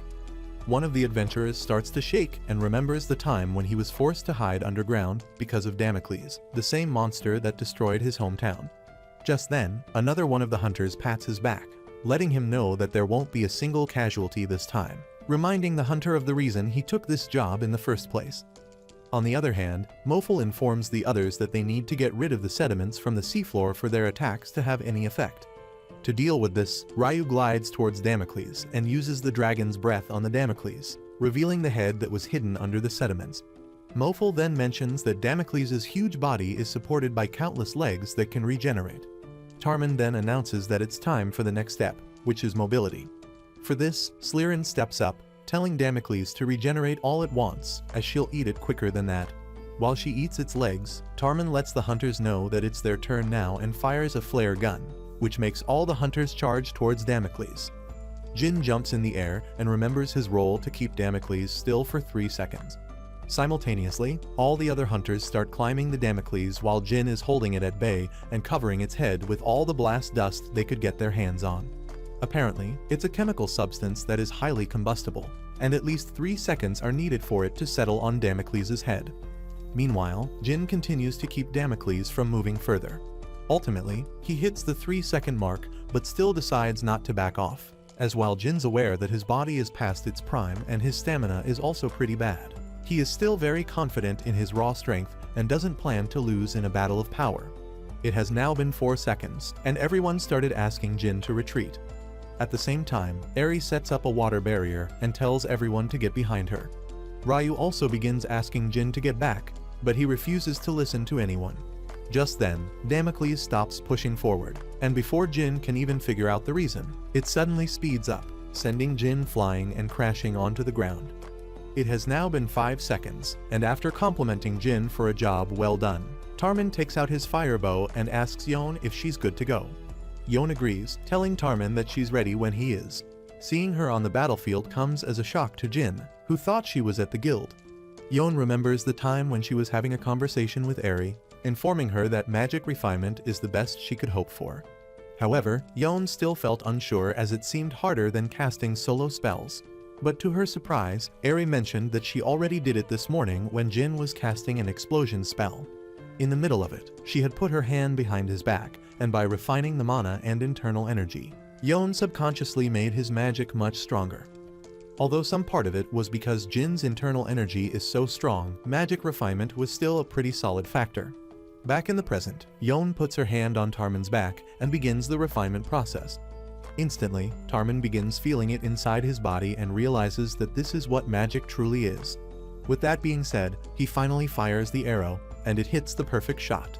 A giant explosion follows, from which the hunters are protected thanks to Ares and Ryu's help. After the dust clears, everyone notices that Damocles is now awake and starts running away in fear. Meanwhile, Jin walks up to Damocles, saying that it's been a while since they saw each other. Now that the strategy has worked, Moful mentions that it's all up to Damocles' homing instincts and asks Jin to get out of there. However, he totally ignores that shorty and stands there wondering if Damocles remembers him. Jin further mentions that this isn't its home and tells Damocles to return to the ocean. Suddenly, Damocles exhales in quite an aggressive manner, which makes Jin believe that it's angry at them for waking it up. But afterward, everyone watched in surprise as Damocles turned around and calmly returned to the sea, as if Jin's feelings had reached it. Seeing Damocles leave their hometown alone, all the hunters start to celebrate their victory. Yon also falls to the ground out of exhaustion, mentioning how it feels she has done 100 years of work despite not having done anything. After returning, Eri compliments Yon for doing a great job and gives her a tight hug. Jin also mentions that she didn't know Yon could do something like that, to which she replies that it's her first time using magic for someone else as well. Up until now, Yon had dreaded all kinds of work, but for the first time, she actually enjoyed putting in the effort. Yon believes that she might have just realized how valuable labor can be, but when Jin decides to put her on cleaning duty tomorrow, Yon disagrees, saying that it's not labor if she doesn't want to do it. Soon after, Ryu also returns and lets Jin know that she has found Slirin, even though it was a pain to carry her back. After that, she throws Slirin on the ground, who now looks like the best friend of a 10 out of 10 baddie. Ryu further adds that Slirin kept on eating its legs even after it started retreating, and that she had to peel her off. However, Slirin argues that it was just so good, and she couldn't stop because it tasted just like crab legs. Hearing about getting to eat unlimited crab legs brings water in both Jin and Ryu's mouths, but they get interrupted by Tarman, who appears out of nowhere and praises Jin and the others for doing a great job. Additionally, he asks Jin to come to the square as they have a nice reward for him, which turns out to be the aquatic monsters that happen to be in Damocles' way. The port town sent them as thanks for driving it back, and now they will have a banquet tonight to celebrate. Later that night, the whole town is decorated, and everyone enjoys the banquet by eating tasty food and hanging out with one another. The next day, it is finally time for Moful to leave, and Jin drops her off near the town exit from where she will be picked up. Jin thanks her for the help, as they wouldn't have done it without her. At this point, Moful understands the reason their king always avoids confronting Jin, as he not only has the strength to go against Damocles, but also seems to have some other mysterious abilities. She further believes that back then, Jin crossed the boundaries between species and reached a mutual understanding with Damocles. Jin replies that they might be different from monsters, but in the end, they are all living things and hope that they can live in unity with Damocles one day. Jin further says that there are a lot of problems these days, including massive holes and ancient dragons, but he believes that they can overcome anything if they work together. Ultimately, he shakes her hand to say his goodbyes, but to his surprise, Mofel decides to tell him something and asks Jin to keep it a secret. Although she told him that the hunters from the capital were occupied exploring large holes, when in reality, they are currently fighting an unidentified monster. A few days ago, an entity they had never seen before emerged from one of the holes. They are assuming that it has special class strength, so all the hunters are facing a tough battle. Normally, they would have sent an evacuation notice to the nearby villages, but in order to keep his face, the king had decided to stay silent. Suddenly, Jin gets a vision of a girl tied up in a place swarming with goblins, but it quickly goes away after Mofel calls out his name. She then warns him that something similar could also happen with the holes near his town and advises Jin not to let his guard down. After she leaves, Eri questions if something is wrong, and Ryu wonders if it's another troublesome quest. Slirin gets excited hearing about more hole explorations, while Yon suggests taking a break as they just finished fighting Damocles. However, he totally ignores her and decides to pick up their next quest, making Yon frustrated over how hardworking Jin is. Meanwhile, Tarman receives a message from the kingdom along with some money and another prophecy. He gets shocked after reading the message sent to him by the king and calls it a death trap. Just then, his assistant informs him of Jin's arrival, and Tarman makes up his mind to stop Jin this time, no matter what. He then takes Jin to the guild storage compartment, letting him know that they finally got what he's been waiting for. Telling him not to be surprised, Tarman reveals the 100,000 gold coins reward that he received for clearing the hole, which comes as a shock to Jin. Furthermore, Tarman asks him to sign some papers, and when he questions if Jin still plans to explore more holes, Jin agrees, letting him know that he wants to explore 3 more at least, so he can have enough savings to feed all the gluttons in his house. After that, Tarman calls Jin to his office, where, after serving him some fruit water, he mentions that Jin has already subjugated 2 of the deadly sins, which means that 5 are remaining. Additionally, there hasn't been much progress with the other holes, as all the hunters who went inside haven't returned, which is why the other hunters are afraid to even consider taking that quest. Hearing this makes Jin figure that Tarman hasn't heard about what Mofel told him yet. Tarman then adds that the capital has sent them an advanced payment for the next request, which is twice as much as before. Not only that, but they also sent them a prophecy which seems to be some sort of poem. After reading it, Jin realizes that the first verse talks about Yon, and the second verse is about them dealing with wrath next. Tarman figures that it will be an intelligent creature with some soldiers behind it, to which Jin agrees, calling it a difficult task to fight an army instead of a single monster. Jin then continues reading the second part of the poem and wonders if it's talking about them. Tarman agrees, informing Jin that it's not only talking about the sins, but also the people who subjugate him, and lets Jin know that according to that poem, he might die in the next world. The Great Tome either tells a certain past or a highly probable future, which is why this world will be really dangerous for Jin, and Tarman suggests stopping before it's too late. Jin reminds Tarman that he was the one who motivated him to investigate the holes in the first place, and even when Tarman agrees, he further adds that the Great Tome has been frighteningly accurate about predicting everything about the 7 sins, which is why Jin must realize that the book is also predicting his future. Their king has also noticed that, which is why he has sent this much money. He probably wants to get rid of both the holes and Jin at the same time. Because of that, as the town's guild master, Tarman can't allow Jin to go on such a dangerous quest. After staying silent for a few moments, Jin mentions that every once in a while, hunters are forced to fight monsters they know nothing about. He then asks Tarman to imagine a village that is plagued by that monster. Having no other choice, the villagers will depend on the hunters who will search for monsters at the mountain peaks or the deepest forest, eventually finding them and hunting them down. The same applies to that master as well, and whoever that master may be, the hunters will eventually crack down on him. Locating an unknown pretty and bringing it out is what a real hunt is. Following that, Jin ends up signing the papers even after hearing Tarman's warnings, promising to drag that master out onto the stage. He further reassures Tarman by saying that the Great Tome is not absolute, and if anything, it might save him from danger. Ultimately, Tarman agrees and advises Jin not to do anything reckless. Finally, it's time for the quest, and when Jin asks the girls if they're sure they want to join him, Considering how difficult this quest may be, they agree. Ryu mentions that he worries too much. Slirin is excited to taste some new monsters. Yon doesn't want to be left alone, while Eri always wants to help in any way she can. Before long, they arrive at the hole that is present in the depths of Rhodey's forest. Ryu notices that it feels different from the other holes, and Jin connects all 5 of them using a belt so they can't get accidentally separated. With that being said, they all eventually jump into that hole. It was a long, dark way down there, but soon after, they finally saw some light. But to Jin's surprise, that turned out to be a flock of dragons. Ryu informs Jin that she has never seen such dragons before, and Slirin tells Jin to leave it to her, as she'll be sure to savor them one by one. However, Jin lets her know that they can let the dragons pass, as if even if one of them gets outside the hole, things will turn sour in the world above. Remembering Moful's story, Jin figures that they must be special class monsters and asks Yon to wake up, telling her that their target is the flock of dragons and they need to wipe them out. With that being said, everyone takes out their respective abilities to deal with the dragons coming their way. Before long, a full-fledged fight between the 5 of them and the dragons began, and as expected, they easily dealt with those dragons without breaking a sweat. After taking care of them, they all begin moving forward, only to slam face first into a wall. But to their surprise, the wall then disappears and lets them enter the world.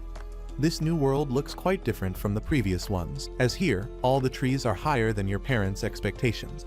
Jin is glad that they all managed to land safely and figures that there must be water nearby, considering how they are currently in the middle of a forest.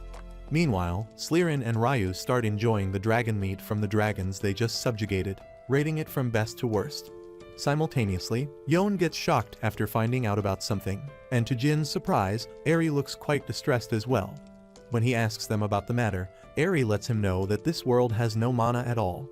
Jin mentions that he couldn't even tell, to which Yon replies that it's because he can't feel mana in the first place. But for them, it's a huge emergency. Mana is the source of all their magic power, and without it, they aren't able to use spells.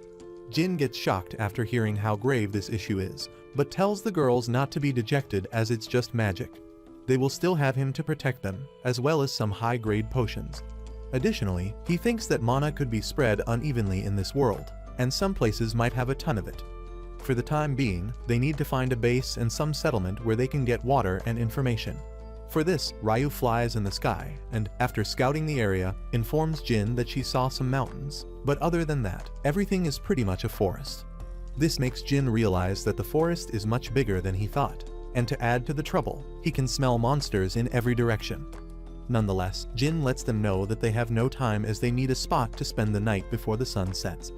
When Yon begins to complain about wanting a fluffy bed, he gets told by Slirin and Ryu to be quiet as Jin is concentrating. Apparently, he focuses his mind on hearing all the surrounding noises to find where they should be heading. With that being said, the 5 of them start going deeper into the forest, going through a marsh and a swamp.